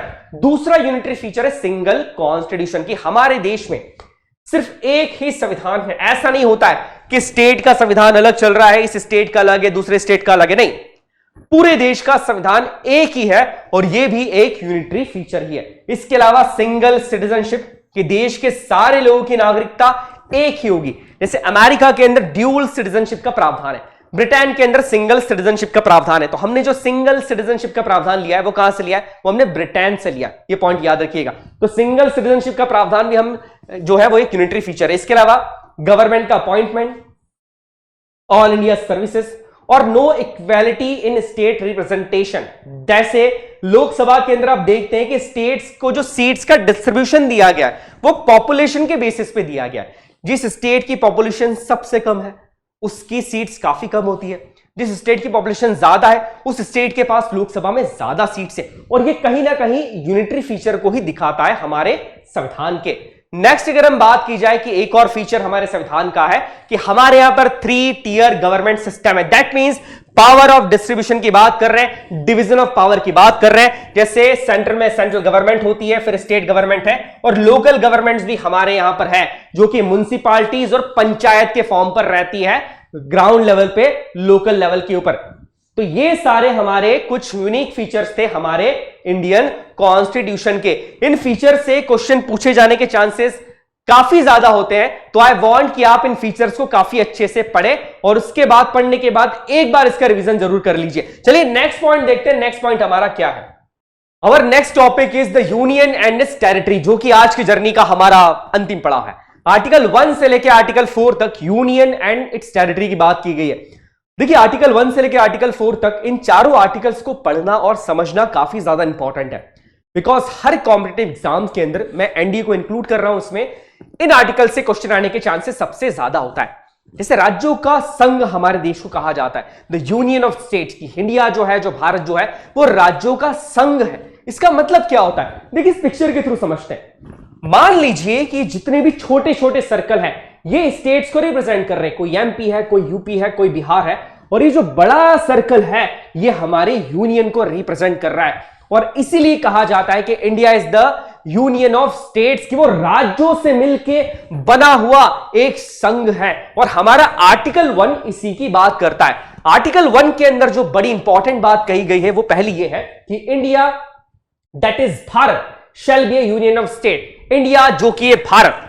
अब आपको एक कंफ्यूजन हो रहा होगा कि यहां पर इंडिया भी लिखा है और भारत भी लिखा है। देखिए इसके पीछे एक बड़ा इंटरेस्टिंग सा किस्सा है। जब संविधान सभा के अंदर भारत के या देश के नाम को लेकर बहस चल रही थी, तो संविधान सभा के कुछ मेंबर्स ये चाहते थे कि देश का एक मॉडर्न नाम हो जैसे इंडिया, और संविधान सभा के कुछ दूसरे मेंबर्स ये चाहते थे कि देश अपनी पुरानी संस्कृति को सहेज कर रखे, इसलिए देश का नाम होना चाहिए भारत। तो दोनों की बातों को यहां पर समझते हुए आर्टिकल 1 के अकॉर्डिंग हमारे देश का नाम है India, that is Bharat. That means India और भारत दोनों ही हमारे देश हैं, और ये होगा shall be A union of state, जिसके बारे में मैंने आपको बताया कि राज्यों का संघ है। अगर ये यूनियन है तो ये छोटे छोटे स्टेट से मिलके ये राज्यों का एक संघ बना है। दैट मींस सारे स्टेट्स के मिलके हमारा एक पूरा देश बना है। ये पॉइंट याद रखिएगा। दूसरी एक बात यहां पर की गई है कि the states and the territories therefore shall be as specified in the first schedule. भारतीय संविधान के पहले शेड्यूल में हमने डिस्कस किया है देश की सारी यूनियन टेरिटरीज, उनके ज्यूरिडिक्शन एरियाज और उनके नाम के बारे में बात की गई है। यह भी यही कहता है। आर्टिकल 3 कहता है कि territory of India comprises of, article 1 ये कह रहा है, इसका तीसरा पॉइंट ये कह रहा है बेसिकली कि जो भारत की टेरिटरी है, जो भारत की भूमि है, उसमें कौन कौन सी चीजें कंप्राइज होगी, कौन कौन सी चीजें इंक्लूड होगी। तो पहली होगा territories of the state, that means राज्यों का जहां तक फैलाव है, जो राज्य जितना है, जितना उसका एरिया है, वो टेरिटरी इसके अंदर आएगी। दूसरा द यूनियन टेरिटरीज, स्टेट्स के अलावा जो यूटीज का एरिया है वो भी इसके अंदर आ जाएगा। और territories that may be acquired by government of India at any time, और वो सारी टेरिटरीज भी आएगी जिन्हें गवर्नमेंट ऑफ इंडिया किसी भी टाइम पर आगे जाके एक्वायर कर सकता है। और यही चीजें दे के रखी हमारे आर्टिकल 1 के अंदर, और टेरिटरी के अंदर क्या क्या होगा वो इन पॉइंट्स ए, बी और सी के अंदर दिया हुआ है। अब देखिए, जब ये चीज बन रही थी, भारत को एक राज्यों का संघ कहा जा रहा था, तो एक बहुत बड़ा क्वेश्चन संविधान सभा में कुछ लोगों ने उठाया कि वाई यूनियन नॉट फेडरेशन। जैसे अमेरिका के अंदर हमने देखा है कि अमेरिका एक फेडरेशन है, सारे स्टेट्स आपस में मिल गए, एक रिटन डॉक्यूमेंट साइन किया और वो फेडरेशन बन गए। तो यहां पर यह सवाल किया गया कि हम यूनियन क्यों बने, हम फेडरेशन क्यों नहीं बने। तो यहां पर इसका जवाब दिया था एक महान व्यक्ति ने, जो थे डॉक्टर भीमराव अंबेडकर साहब। उन्होंने कहा, doctor Bhimrao Ambedkar replied, the phrase union of state has been preferred to federation of states for 2 reasons. हम ये यूनियन ऑफ स्टेट्स ले रहे हैं फेडरेशन ऑफ स्टेट्स की जगह, इसके 2 मेजर रीजन है। पहला reason, 1, the Indian Federation is not the result of an agreement among the states like the American Federation। पहली बात, अमेरिका के अंदर अलग अलग स्टेट्स ने एक एग्रीमेंट साइन किया और अपने आप को एक देश बना लिया। हमारा जो नेचर है वो ऐसा नहीं था, इससे कहीं ना कहीं हमारी यूनिटी प्रभावित होती। हमारे यहां पर कोई एग्रीमेंट साइन नहीं किया गया था स्टेट्स के बीच में, दैट्स व्हाई हमने इसे फेडरेशन नहीं बनाया है। दूसरी बात उन्होंने कही, second, the state have no right to secede from the federation. मतलब सिकेड का मतलब यह होता है कि आज भी हमारे देश में किसी भी राज्य को यह अधिकार नहीं है कि वो अपने आप को इस यूनियन से अलग कर ले, अपने देश से अलग कर ले। तो दैट्स व्हाई ये दूसरा रीजन था जिसकी वजह से हमने हमारे देश को यूनियन बनाया, ना कि फेडरेशन बनाया। एक बड़ा ही इंपॉर्टेंट पॉइंट है, आप इसको याद रखिएगा। नेक्स्ट, अब आर्टिकल 2 की बात की जाए। आर्टिकल 2 यह कहता है, एडमिशन और establishment of new states, parliament may by law admit into the union or establish new states on such terms and condition as it thinks fit। Article 2 बात करता है कि हमारे देश की बाउंड्री में किसी भी नए राज्य को बनाने की, यहां पर एग्जिस्टिंग स्टेट की बात नहीं की जा रही है, ऐसा कोई स्टेट जो कि हमारे देश का शुरुआत में हिस्सा नहीं है, ऐसी कोई टेरिटरी जो कि देश का हमारे अभी हिस्सा नहीं है, बट अगर हम उसे एक्वायर कर लेते हैं तो उसे हम हमारे देश में मिला सकते हैं, एक नए स्टेट का दर्जा दे सकते हैं। तो ये आर्टिकल 2 एग्जिस्टिंग स्टेट की बात नहीं करता है, बिकॉज काफी सारे बच्चों को आर्टिकल 2 और 3 में बड़ा कंफ्यूजन है। आर्टिकल 2 बात करता है एक न्यू स्टेट की। इसी चीज को थोड़ा सा डिटेल में अगर हम समझे, अगर आप इन 3 स्टेट्स को देखेंगे, यहां पर मैं बात कर रहा हूं सिक्किम की, दमनदीव की बात की जा रही है और पौंडीचेरी की बात की जा रही है। शुरुआती तौर पे अगर आप देखेंगे कि ये तीनों स्टेट जब देश आजाद हुआ तो भारत का हिस्सा नहीं था।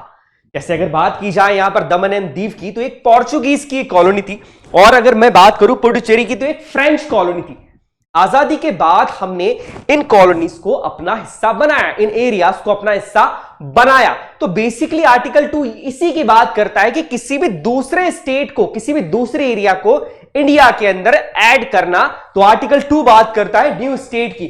वहीं अगर मैं आर्टिकल 3 की बात करूं, आर्टिकल 3 बात करता है formation of new state and alteration of boundaries और नेम्स ऑफ एग्जिस्टिंग स्टेट्स की। आर्टिकल 3 यहां पर बात करता है कि जो स्टेट्स ऑलरेडी एग्जिस्टिंग है, जो ऑलरेडी इंडिया के अंदर है, उनकी बाउंड्रीज को अल्टर करना, बाउंड्रीज को कम करना, नाम को चेंज करना, आर्टिकल 3 उसकी बात करता है। तो ये एक मेजर डिफरेंस है आर्टिकल 2 और 3 में। आर्टिकल 2 बात करता है नए स्टेट के फॉर्मेशन की, और आर्टिकल 3 बात करता है एग्जिस्टिंग स्टेट्स की बाउंड्रीज को अल्टर करने की, नेम्स को चेंज करने की, एरियाज को अल्टर करने की। देखिए, जैसे यहां पर कहा गया है, एग्जैक्टली मैं आपको बता रहा हूं कि form a new state by separation of territory from any state और bye uniting 2 or more states or part of states or by uniting any territory to a part of any state। इसका मतलब यह है कि आप एक नए state को फॉर्म कर सकते हैं, या तो 2 स्टेट्स को जोड़ के, 2 स्टेट्स को अलग करके। जैसे अगर बात की जाए मध्य प्रदेश और छत्तीसगढ़, छत्तीसगढ़ पहले मध्य प्रदेश का ही हिस्सा था,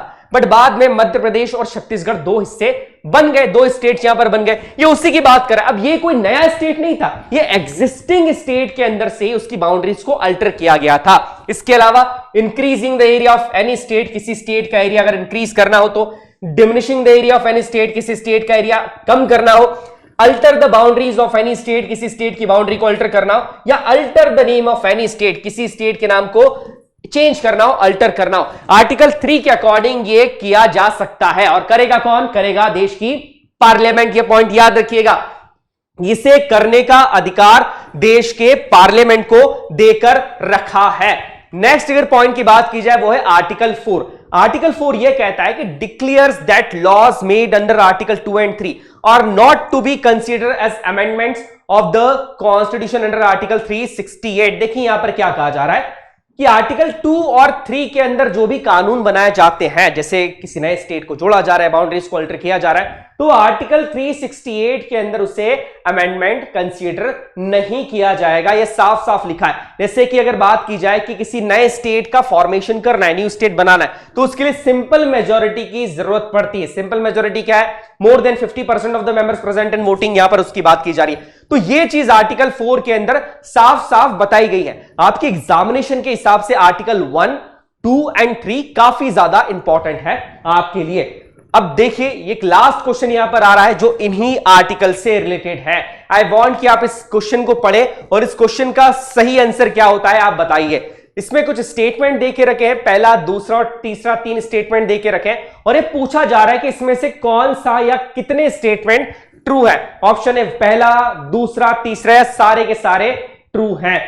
जब भी हम यूनियन एंड इट्स टेरिटरी को पढ़ते हैं, that means part 1 of the Indian constitution पढ़ते हैं, तो यहां पर एक कमीशन को, एक आयोग को पढ़ना बहुत ज्यादा इंपॉर्टेंट हो जाता है। वो है हमारा स्टेट रीऑर्गेनाइजेशन कमीशन, जो कि 1953 के अंदर फॉर्म किया गया था। देखिए आजादी से पहले अगर हमारे देश की बात की जाए तो देश की सीमाओं का जो रेखांकन किया गया था, जो ऑर्गेनाइजेशन किया गया था, वो राजनीतिक आधार पे, मिलिट्री के आधार के ऊपर, और ब्रिटिशर्स ने अपने हिसाब से उनका ऑर्गेनाइजेशन किया हुआ था राज्यों की सीमाओं का। जो प्रोविंसेस का ऑर्गेनाइजेशन था वो भी ब्रिटिशर्स ने अपने हिसाब से किया था। बट देश के आजाद होने के बाद एक सही तरीके से इन राज्यों को एडमिनिस्ट्रेट करने के लिए, सही तरीके से राज्यों को चलाने के लिए, सरकार की पॉलिसीज को सही तरीके से ग्राउंड लेवल पे पहुंचाने के लिए इन राज्यों की सीमाओं का वापस से रीऑर्गेनाइजेशन करना, वापस से उन सीमाओं को शुरू से रेखांकित करना बहुत ज्यादा जरूरी हो गया था। भाषा के आधार पर राज्यों को बनाने की मांग 1952 से ही जोर पकड़ने लगी थी। और जब आंध्र प्रदेश ऐसा पहला राज्य बना जिसे भाषा के आधार पर डिजाइन किया गया था या रीऑर्गेनाइज किया गया था, मैं बेसिकली अगर बात करूं, तो उसके बाद पूरे देश के अंदर राज्यों को भाषा के आधार पर बनाए जाने की मांग जोर पकड़ने लगी, बहुत जोर से उठने लगी। हर जगह पर लोग जो है वो भाषा के आधार पर राज्यों को बनाने की मांग करने लगे। इसी चीज को देखते हुए 1953 के अंदर वापस से राज्यों को रीऑर्गेनाइज करने के लिए एक कमीशन गठित किया गया, एक आयोग गठित किया गया, जिसका नाम था स्टेट रीऑर्गेनाइजेशन कमीशन। इसके जो अध्यक्ष थे वो थे फजल अली जी। देखिए यहां पर एक पॉइंट लिखा है, state reorganisation commission SRC constituted by the central government of India in August 1953। अगस्त 1953 के अंदर, डेट याद रखिएगा बेटा, ईयर काफी इंपॉर्टेंट है। अगस्त 1953 के अंदर स्टेट रीऑर्गेनाइजेशन कमीशन को भारत सरकार ने यहां पर स्टैब्लिश किया, स्थापित किया, और to recommend the recognisation of the state boundaries. क्यों किया गया था? ताकि राज्यों की बाउंड्रीज को वापस से रीअरेंज किया जा सके। इसके लिए इनके रिकमेंडेशंस मांगी गई, इनके सुझाव मांगे गए। लगभग 2 साल बाद 1955 के अंदर इस कमीशन ने अपनी रिपोर्ट के अंदर कुछ कंसिडरेशन दिए, कुछ रिकमेंडेशन दी। एक जो इसकी प्रमुख रिकमेंडेशन थी वो ये थी कि भारत के अंदर, हमारे देश के अंदर 16 स्टेट्स और 3 यूटीज बना दी जाए, और इस तरीके से स्टेट्स को, या कह सकते हैं कि देश को रीऑर्गेनाइज कर दिया जाए। देखिए कई बार इस कमीशन के मेंबर्स के नाम भी पूछे जा सकते हैं। जैसे इस कमीशन के जो चेयरमैन थे वो थे फजल अली जी, इसीलिए इस कमीशन को फजल अली आयोग के नाम से भी जाना जाता है। कई बार आप देखेंगे तो फजल अली आयोग, आप इसी नाम भी सुनेंगे। तो बेसिकली यहां पर बात की जा रही है स्टेट रीऑर्गेनाइजेशन कमीशन की। इसके बाद एक दूसरे सदस्य थे KM पन्नीकर, और तीसरे सदस्य थे HN कुंजरू। ये 3 सदस्य यहां पर थे। रिपोर्ट 1955 के अंदर दी। देखिए रिकमेंडेशन दी गई थी 16 राज्यों की और 3 यूटीज की, और साथ ही साथ ये भी कहा गया था कि भाषा और संस्कृति के आधार पे तो राज्यों का बंटवारा या कह सकते हैं राज्यों को रीऑर्गेनाइज नहीं करना चाहिए, ये रिकमेंडेशन यहां पर दी थी। बट 1956 के अंदर एक एक्ट आता है, कानून आता है, स्टेट रीऑर्गेनाइजेशन एक्ट, जो कि इन्हीं के रिकमेंडेशन के ऊपर बेस्ड होता है। बट हाँ, इस आयोग की सारी रिकमेंडेशन को नहीं माना गया। जैसे कि इस आयोग ने कहा था, कुछ रिकमेंडेशंस काफी दी थी, बट सारे रिकमेंडेशंस को नहीं माना गया और कहीं ना कहीं राज्यों को भाषा के आधार पर जो है वो रीऑर्गेनाइज किया गया, जबकि इस आयोग ने कहा था कि संस्कृति और भाषा के आधार पर राज्यों को रीऑर्गेनाइज नहीं किया जाना चाहिए। वैसे ही आगे जाके हम देखते हैं कि जब ब्रिटिश प्रोविंसेस की बात की जाए, उस टाइम पे हमारे यहां पर 565 प्रिंसली स्टेट्स थे और 17 प्रोविंसेस थे। बट इस कमीशन के बाद, इस एक्ट के लागू होने के बाद देश में 14 स्टेट्स और 6 यूटीज यहां पर थे, जबकि फजल अली आयोग ने जो रिकमेंडेशन दी थी वो दी थी 16 स्टेट्स की और 3 यूटीज की। बट स्टिल यहां पर राज्यों को वापस से रीऑर्गेनाइज किया गया और अंतिम तौर पे 14 स्टेट्स और 6 यूटीज यहां पर बना दिए गए। अब देखिए, राज्यों की जब हम बात कर रहे हैं तो बहुत सारे राज्य ऐसे हैं जो आजादी के समय पर नहीं थे, बाद में उनका रीऑर्गेनाइज किया गया, बाद में वो राज्य बने हैं। और जो मेजर रीजन उनके बनने का था वो था भाषाई आधार के ऊपर। दैट मींस किसी धर्म के आधार पर, किसी कास्ट के आधार पर इन राज्यों का गठन नहीं किया गया था, भाषा के आधार पर इन राज्यों का यहां पर गठन किया गया था। जैसे अगर यहां पर बात की जाए गुजरात की, on May 1, 1960 Gujarat was separated from Bombay state and given a status of state, कि मई 1, 1960 को गुजरात को बॉम्बे स्टेट से अलग किया गया और गुजरात को राज्य का दर्जा यहां पर दिया गया। इसी तरीके से आप हरियाणा के बारे में बात करें, on November 1, 1966 Haryana was separated from Punjab, कि November 1, 1966 को हरियाणा को पंजाब से सेपरेट किया गया। देखिए यहां पर भी सेम ही चीज आ रही है, जो राज्यों का गठन किया जा रहा है वो भाषा के आधार पर यहां पर हो रहा है और यहां पर एक अलग राज्य का दर्जा हरियाणा को दिया गया। आगे ऐसे ही बहुत सारे स्टेट्स थे, जैसे कर्नाटका की हम बात कर रहे हैं, अरुणाचल प्रदेश की बात कर ली जाए, दमन दीव की बात कर ली जाए, गोवा की बात कर ली जाए। इसके बाद अगर हम बात करें लक्षद्वीप की, हिमाचल प्रदेश के, जैसे रीऑर्गेनाइज एज यूटी 1956 की, 1956 के अंदर हिमाचल प्रदेश को as a UT, union territory reorganise या रिकंसिडर किया गया था, माना गया था और it became a state on January 25, 1971 और जनवरी 25 जनवरी 1971 को हिमाचल प्रदेश को राज्य का दर्जा दिया गया था। जी हां, ऐसे बहुत सारे स्टेट्स थे जो शुरुआत में जिनके पास जो दर्जा था वो यूनियन टेरिटरी था, बट बाद में उनका जो दर्जा है वो राज्यों का दे दिया गया था। ये पॉइंट याद रखिएगा। नेक्स्ट पॉइंट की बात की जाए, नॉर्थ ईस्ट रीऑर्गेनाइजेशन की हम बात कर रहे हैं, न्यू 3 स्टेट्स की हम बात करते हैं। जैसे on November 1, 10 and 15, 2000 3 new states India 26, 27 and 28 came into being. ये वाला पॉइंट याद रखिएगा कि 1 नवंबर, 10 नवंबर और 15 नवंबर 2000 को 3 नए स्टेट्स बने थे। वो स्टेट्स कौन कौन से थे, देखिए यहां पर लिखा है Chhattisgarh, which came first was carved out of Madhya Pradesh, की मध्य प्रदेश से हट के एक नया राज्य बना जो था छत्तीसगढ़। इसके बाद अगर बात करें कि Uttarakhand was separated from Uttar Pradesh, Uttarakhand जो है वो सेपरेट हुआ किससे, उत्तर प्रदेश से।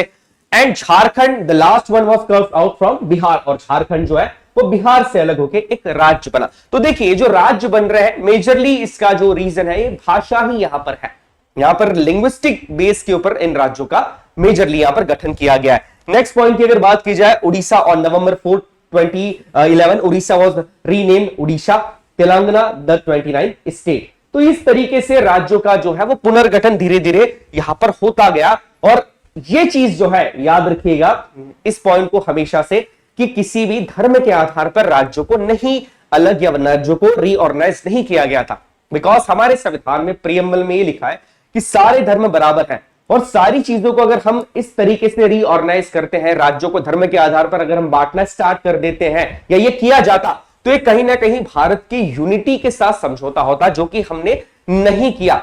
अब इसके बाद अगर मैं बात करूं तो कुछ क्वेश्चंस बेटा यहां पर हम कर लेते हैं। क्वेश्चंस बड़े इंपॉर्टेंट है। इन क्वेश्चंस के थ्रू जितना भी चीजें अभी तक हमने पढ़ी है, जो भी हमने सारी चीजें पढ़ी, उसका एक बार आपको प्रॉपर रिवीजन भी यहां पर हो जाएगा। जैसे पहले क्वेश्चन की यहां पर बात की जाए, by which names is our country mentioned in the constitution, हमारे संविधान में हमारे देश को किस नाम से जाना जाता है। बेसिकली यहां पर यही पूछा जा रहा है। पहला है Bharat and India, India only, Bharat only, India, Bharat and Hindustan. देखिए क्वेश्चन बड़ा आसान है।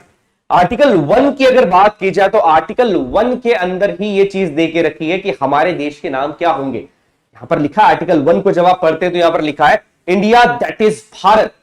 यहां पर दो नाम दिए गए, इंडिया और भारत। दैट मीन्स यहां पर हमारा जो आंसर होगा इसका वो होगा option number A, Bharat and India. इसके पीछे की स्टोरी जैसा कि मैंने आपको बताया था कि जब संविधान सभा के अंदर आर्टिकल 1 के ऊपर हमारे देश के नाम के बारे में विचार किया जा रहा था, कुछ लोगों का उस समय पर यह मत था कि देश का जो नाम है वो पुराना होना चाहिए। दैट मीन्स हमें अपनी संस्कृति के अकॉर्डिंग, हमारे हिस्ट्री के अकॉर्डिंग हमारे देश के नाम का जो नाम रखना चाहिए वो होना चाहिए भारत। बट कुछ लोग वहां पर ऐसे भी थे जो ये कह रहे थे कि हमारे देश का नाम थोड़ा सा मॉडर्न होना चाहिए और उसके लिए वो इंडिया के सपोर्ट के अंदर थे। अब दोनों की बातों को मानने के बाद यह तय किया गया कि हमारे देश का नाम भारत भी होगा और इंडिया भी होगा। तो अगर मैं ऑफिशियली हमारे देश के नाम की बात करूं संविधान के हिसाब से तो वो है भारत एंड इंडिया। आप इसे नोट कर लीजिए, ये क्वेश्चन काफी इंपॉर्टेंट है बिकॉज कई बार लगता है कि सिर्फ इंडिया हमारे देश का नेम है, तो ये नहीं है। इंडिया और भारत ये दोनों ही नाम हमारे देश के होंगे, ये चीज तय कर ली गई थी। तो इसका जो आंसर हो जाएगा वो यहां पर होगा option number A. Next question की हम बात करते हैं। The word secularism was inserted in the preamble of the constitution bye. हमारे देश में हमारे प्रीएम्बल के अंदर जो वर्ड सेक्युलरिज्म इंसर्ट किया गया था, सेक्युलरिज्म का मतलब होता है धर्मनिरपेक्ष। धर्मनिरपेक्षता का मतलब यह होता है कि किसी भी देश के अंदर किसी भी रिलीजन को, किसी भी धर्म को एक नेशनल रिलीजन का दाम नहीं दिया जा सकता है। दैट मीन्स राज्य का या पूरी कंट्री का कोई भी एक पर्टिकुलर रिलीजन धर्म नहीं होगा।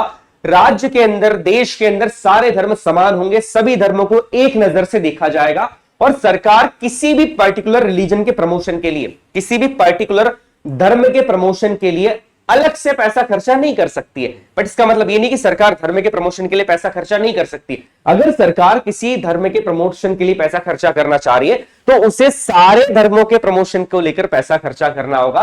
किसी पर्टिकुलर धर्म को लेकर सरकार यहां पर पैसा खर्चा नहीं कर सकती, एक्सपेंसेस नहीं कर सकती है, क्योंकि अगर आप किसी पर्टिकुलर रिलीजन को लेकर आप एक्सपेंसेस कर रहे हैं, उसको प्रमोशन को लेकर, तो यहां पर आप उस रिलीजन को प्रिविलेज दे रहे हैं। और हमारे देश में यह चीज पूरी तरीके से नकारी गई है because India is a secular nation. तो दैट्स व्हाई यहां पर सारे धर्म समान है, किसी भी धर्म को स्पेशल प्रिविलेज नहीं दिया जाता है, ना ही किसी धर्म के साथ डिस्क्रिमिनेशन यहां पर किया जाता है। अब देखिए यहां पर बात की जा रही है कि जो सेक्युलर वर्ड था, जब हमारी प्रीएम्बल बनकर तैयार हुई, प्रीएम्बल बनकर जब तैयार हुई उस समय सेक्युलर वर्ड हमारे संविधान में प्रीएम्बल के अंदर नहीं था, इसे बाद में ऐड किया गया था। और तीन वर्ड टोटली उस टाइम पे ऐड किए गए थे, एक था सेक्युलर, दूसरा सोशलिस्ट और तीसरा था इंटीग्रिटी। आपको याद हो मैंने इसी लेक्चर के अंदर आपको बताया है। तो ये किस अमेंडमेंट के थ्रू यहां पर किए गए थे? ऑप्शन है यहां पर 44th amendment, 42nd amendment, 36th amendment और 18th अमेंडमेंट। देखिए अमेंडमेंट का क्या मतलब होता है, ये चीज मैंने पहले भी आपको डिफाइन करी है कि अगर आप संविधान के अंदर कोई नई चीज ऐड करना चाह रहे हैं तो उसके लिए आप संविधान के अंदर अमेंडमेंट कर सकते हैं, चेंजेस ला सकते हैं। हाँ, संविधान के जो बेसिक स्ट्रक्चर है आप उसको चेंज नहीं कर सकते, बट संविधान के अंदर अमेंडमेंट किए जा सकते हैं।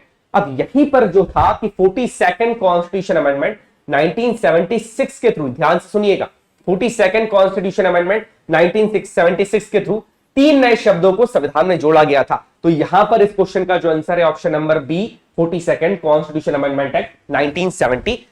ये कुछ इंपॉर्टेंट क्वेश्चंस है जो आपको पता होने चाहिए। नेक्स्ट क्वेश्चन की हम बात करते हैं। Constitution of India provides which type of governance system. हमारे देश में किस तरीके का गवर्नेंस सिस्टम है, हमारी सरकार देश में किस तरीके की गवर्नमेंट है, किस तरीके का गवर्नमेंट सिस्टम चलता है? पहला है डेमोक्रेटिक, पार्लियामेंट्री, प्रेसिडेंशियल या सेमी डेमोक्रेटिक। देखिए यहां पर मैंने आपको यह चीज कही थी कि जी हां, हमारे पास, मेरे पास, आपके पास वोट देने का अधिकार है, बट हमारे यहां पर जो गवर्नमेंट का सिस्टम चल रहा है, जो गवर्निंग सिस्टम चल रहा है, वह पार्लियामेंट्री फॉर्म ऑफ गवर्नमेंट हमारे यहां पर होती है। पार्लियामेंट्री फॉर्म ऑफ गवर्नमेंट हम देखते हैं कि सेंटर के अंदर हमारे यहां पर दो बॉडी है, लोकसभा और राज्यसभा। किसी भी बिल को अगर पास होना है तो उसे लोकसभा से पास होना होता है, राज्यसभा से पास होना होता है, उसके बाद वो बिल जो है वो प्रेसिडेंट के सिग्नेचर के लिए जाता है, और जब उस बिल के ऊपर सिग्नेचर हो जाते हैं प्रेसिडेंट के, वो बिल बन जाता है एक्ट। तो हमारे यहां पर जो गवर्नमेंट का सिस्टम है वो पार्लियामेंट्री गवर्नमेंट सिस्टम है। दैट मीन्स प्रेसिडेंशियल सिस्टम भी हमारे यहां पर नहीं है, एक व्यक्ति विशेष के पास सारे पावर नहीं है। हमारे यहां पर जो पावर है वो सरकार के पास होते हैं, और वो पार्लियामेंट्री गवर्नमेंट सिस्टम होता है कि लोकसभा, राज्यसभा दोनों यहां पर हाउसेस होते हैं। तो दैट्स व्हाई इसका जो आंसर हो जाएगा वो यहां पर होगा option number B, parliamentary. Next question की हम बात करते हैं। The next question says in a presidential government all the executive power are vested in. जैसा कि मैंने आपको बताया कई देशों में प्रेसिडेंशियल गवर्नमेंट होती है, अभी काफी कम देशों के अंदर, पुरानी पहले की अगर बात की जाए तो प्रेसिडेंशियल गवर्नमेंट के अंदर जितने भी एग्जीक्यूटिव पावर होते हैं, जितने भी एग्जीक्यूटिव पावर्स होते हैं वो किसके पास होते हैं? देखिए नाम से ही इसका आंसर क्लियर हो जाता है, प्रेसिडेंशियल गवर्नमेंट है तो जितने भी एग्जीक्यूटिव पावर होते हैं प्रेसिडेंशियल गवर्नमेंट के अंदर वो होते हैं प्रेसिडेंट के पास, उस देश के राष्ट्रपति के पास। तो इसका जो आंसर हो जाएगा वो यहां पर होगा option number B, president. Next अगर हम बात करें, देखिए what does the wheel in the Indian national flag symbolise. अब ये क्वेश्चन, इस तरह के क्वेश्चन भी आपसे आपके एग्जामिनेशन में पूछे जा सकते हैं, बिकॉज ये क्वेश्चन भी जनरल लेवल का क्वेश्चन है, आप सभी को पता होना चाहिए हमारे नेशनल फ्लैग के अंदर जो व्हील बना हुआ है वो किस चीज का सिंबल है। हमारे फ्लैग के अंदर हर कलर, हर सिंबल, या कह सकते हैं कि हर कलर से लेके हमारे व्हील किसी ना किसी चीज के सिंबल को इंडिकेट करते हैं, किसी ना किसी चीज को इंडिकेट कर रहे हैं। वैसे ही यहां पर पूछा जा रहा है कि जो व्हील है हमारे इंडियन नेशनल फ्लैग में वो किसका सिंबल है? फ्रीडम का, जस्टिस का, इक्वालिटी का, ब्रदरहुड का। तो हमारे नेशनल फ्लैग के अंदर जो व्हील है वो जस्टिस का सिंबल होता है। ये काफी इंपॉर्टेंट क्वेश्चन है, इसे नोट कर लीजिएगा।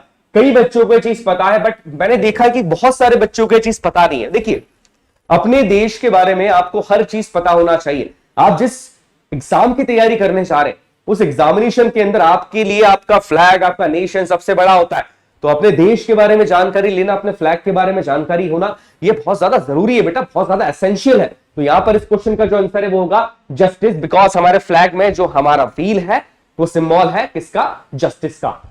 नेक्स्ट क्वेश्चन की अगर बात कर ली जाए तो question says who among the following has the executive power to admit a state in the union और एस्टैब्लिश अ न्यू स्टेट। देखिए बेसिकली यहां पर आर्टिकल 2 और 3 के बारे में बात की जा रही है। जैसे हमने आर्टिकल 2 के बारे में देखा था कि आर्टिकल 2 ये पावर देता है कि किसी भी नए राज्य को, एग्जिस्टिंग स्टेट की बात नहीं कर रहे, किसी भी नए राज्य को जो पहले भारत का हिस्सा नहीं था उसे हमारे देश का हिस्सा बनाया जा सकता है। जैसे आजादी के टाइम पे कई राज्य ऐसे थे जो भारत का हिस्सा नहीं थे, बाद में उन्हें हमारे देश के अभिन्न अंग बना दिया गया। जैसे यहां पर मैं एक सिंपल से स्टेट की, यहां पर अगर मैं सिंपल सा एग्जांपल आपको दूं, बात करूं तो मैं यहां पर पौंडीचेरी की बात कर रहा हूं। वैसे यहां पर आर्टिकल 3 जो है ये परमिशन देता है कि एग्जिस्टिंग स्टेट्स की बाउंड्री को चेंज करना, अल्टर करना, जैसे कि हमने स्टेट रीऑर्गेनाइजेशन एक्ट के थ्रू भी देखा कि वापस से स्टेट्स को अरेंज किया गया था।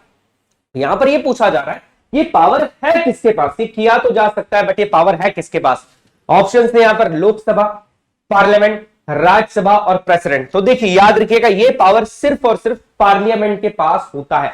यहां पर हम बात कर रहे हैं यूनियन लेजिस्लेचर की। पार्लियामेंट मेजरली आर्टिकल 79 की मैं बात करूं तो पार्लियामेंट 3 चीजों से मिलकर बना होता है। एक होता है हमारी राज्यसभा आर्टिकल 80, दूसरा होता है हमारी लोकसभा आर्टिकल 81 और तीसरा हमारे होते हैं देश के राष्ट्रपति। तीनों से मिलकर बना होता है। देखिए इसका रीजन क्या है? इसका रीजन बेसिकली इसलिए है क्योंकि पार्लियामेंट राज्यसभा और लोकसभा के साथ कंप्लीट नहीं हो सकता।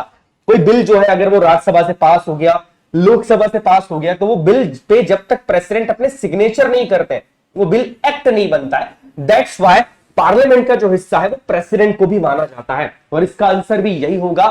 अगर देखिए जैसे आर्टिकल 1 के अंदर अगर मैं बात करूं, 2 के अंदर अगर मैं बात करूं, यहां पर हमने देखा था 3 के अंदर अगर बात की जाए, बेसिकली मैं 2 और 3 की यहां पर बात करूंगा कि अगर किसी भी नई स्टेट को एस्टैब्लिश करना है, बाउंड्रीज को चेंज करना है, नाम अल्टर करना है तो सिंपल मेजोरिटी के साथ किया जा सकता है यहां पर। तो दैट्स व्हाई इसका जो आंसर होगा वो होगा ऑप्शन नंबर बी, पार्लियामेंट। इस पॉइंट को याद रखिएगा, ये क्वेश्चंस कई बार हम कंफ्यूज हो जाते हैं तो कंफ्यूज नहीं होना इस तरह के क्वेश्चंस के अंदर। नेक्स्ट क्वेश्चन की यहां पर बात की जाए, according to article 1 of Indian constitution India is, according to article 1 के अनुसार भारत क्या है?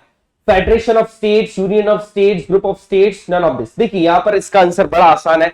आर्टिकल 1 की पहली लाइन में लिखा है कि भारत यूनियन ऑफ स्टेट्स है, राज्यों का संघ है। राज्यों का संघ का मतलब है अगर मैं इसे यूनियन मानूं तो ये सारे, अगर मैं इन्हें स्टेट मानूं तो इन सारे राज्यों से मिलके ही हमारा यूनियन बना है। इसलिए देश को कहा जाता है राज्यों का संघ, यूनियन ऑफ स्टेट। और किसी भी राज्य को यह अधिकार नहीं है कि वो अपने आप को इस यूनियन से अलग कर ले, जैसा कि फेडरेशन के अंदर होता था। फेडरेशन में अलग किया जा सकता था, वो एक कॉन्ट्रैक्ट था। दैट्स व्हाई हमने जो कॉन्सेप्ट लिया है वो लिया है यूनियन ऑफ स्टेट का, और ये चीज कही गई है आर्टिकल 1 के अंदर। तो इसका जो आंसर हो जाएगा वो यहां पर होगा option number B, union of states. Next question की बात कर ली जाए तो question says creation of new state requires a dash majority for constitutional amendment. अभी हमने इस बारे में बात करी थी जब हम आर्टिकल 2 और 3 के बारे में बात कर रहे थे। अगर किसी नए स्टेट का क्रिएशन करना है तो उसके लिए कौन सी मेजॉरिटी की जरूरत पड़ती है। देखिए, जब भी लोकसभा और राज्यसभा से किसी बिल को पास किया जाता है तो उस बिल को के पास होने के लिए एक तरह की मेजॉरिटी की जरूरत लगती है। दैट मींस कितने लोग उस बिल को सपोर्ट कर रहे हैं, कितने लोग नहीं कर रहे हैं। अभी मेजॉरिटी कई तरह की होती है, जैसे सिंपल मेजॉरिटी की बात कर ली जाए, इफेक्टिव मेजॉरिटी की बात कर ली जाए, एब्सोल्यूट मेजॉरिटी की बात कर ली जाए, स्पेशल मेजॉरिटी की बात कर ली जाए। आगे जाके पार्लियामेंट जब हम पढ़ेंगे, पार्लियामेंट्री प्रोसीडिंग्स को पढ़ेंगे, तो हम बहुत डिटेल में इन सारी मेजॉरिटीज को भी समझने वाले हैं। अगर यहां पर इस क्वेश्चन की बात की जाए तो जैसे ऑप्शन दी के रखे 2/3 majority, special majority, simple majority, 3/4 majority, तो यहां पर मैंने इसके पहले भी डिस्कस किया है, इस तरह के बिल्स के अंदर सिंपल मेजॉरिटी के साथ ही, और जब हम आर्टिकल 4 पढ़ रहे थे तब भी हमने देखा था कि सिंपल मेजॉरिटी के साथ ही न्यू स्टेट का रिकॉग्नाइजेशन या न्यू स्टेट को क्रिएट किया जा सकता है। इस बिल के लिए जो मेजॉरिटी लगेगी वो होगी सिंपल मेजॉरिटी। सो इस क्वेश्चन का जो आंसर होगा वो होगा option number C, simple majority. Next question की हम बात करते हैं यहां पर। ओके, लास्ट क्वेश्चन हमारा है, how many states and UTs did the state reorganisation commission create in 1956? 1956 के अंदर कितने यूटीज एंड स्टेट्स को क्रिएट किया गया था। देखिए, जैसे फजल अली आयोग जो था, उनकी अगर बात की जाए, उनका जो रिकमेंडेशन था वो था यहां पर 16 स्टेट्स का और 3 यूटीज का। बट शुरुआती तौर पर जब हम देखेंगे कि रियलिटी के अंदर जितने स्टेट्स यहां पर क्रिएट किए गए वो थे 14 स्टेट्स और 6 यूटीज। तो यहां पर हम देखते हैं कि ऑप्शन नंबर ए इसी की बात कर रहा है, 14 स्टेट्स एंड 6 यूटीज की यहां पर बात की जा रही है। दैट्स व्हाई इसका जो आंसर होगा वो यहां पर होगा option number A. I hope बेटा आपको सारे क्वेश्चंस समझ में आए होंगे और आपकी तैयारी, जितने भी क्वेश्चंस आप लगा रहे हैं, जिस तरीके से आप लगा रहे हैं वो तरीका आपका सही होगा। देखिए, एक चीज हमेशा याद रखिएगा कि इस एग्जामिनेशन के अंदर, मैं एनडीए की अकेले की बात नहीं कर रहा हूं, किसी भी कॉम्पिटिटिव एग्जाम की जब आप तैयारी करते हैं तो इस बात से फर्क नहीं पड़ता है कि आपने सिलेबस कितना कंप्लीट किया है, कितने क्वेश्चंस आपने रट लिए। अगर यहां पर बात की जाए पर्टिकुलर पॉलिटी की भी या किसी भी सब्जेक्ट की मैं बात करूं, तो यहां पर यह जरूरी हो जाता है कि आपकी समझ कितनी अच्छी, आप किसी क्वेश्चन को किस तरीके से समझते हैं और समझने के बाद आप किस तरीके से उस क्वेश्चन को अटेम्प्ट कर पा रहे हैं। तो मेरा सजेशन आपसे यही रहेगा कि जितने ज्यादा हो सके आप एमसीक्यूज लगाना स्टार्ट कीजिएगा। एक टॉपिक को एक बार पढ़िए, उसके बाद उसके एमसीक्यूज लगाना स्टार्ट कीजिए। जब आप एमसीक्यूज लगाते हैं तो आप उस एमसीक्यू को सिर्फ रटिए मत, उस एमसीक्यू का आप आंसर समझने की कोशिश कीजिएगा। बिकॉज जब आप समझने लग जाते हैं, चीजों को एक प्रॉपर तरीके से फ्रेम करना आपको यहां पर आ जाता है, तो उसके बाद किसी भी तरीके का क्वेश्चन अगर उस टॉपिक के थ्रू भी आपके पास आता है तो आप बड़ी आसानी से उस क्वेश्चन को कर सकते हैं। चलिए, आई होप आपको चीजें समझ में आई होंगी, सारे क्वेश्चंस आपने सही तरीके से यहां पर किए होंगे। अच्छे से आप पढ़ाई करते रहिए। नेक्स्ट लेक्चर के अंदर एक बहुत अच्छे टॉपिक के साथ मैं आप लोगों से मिलता हूं, तब तक के लिए जय हिंद।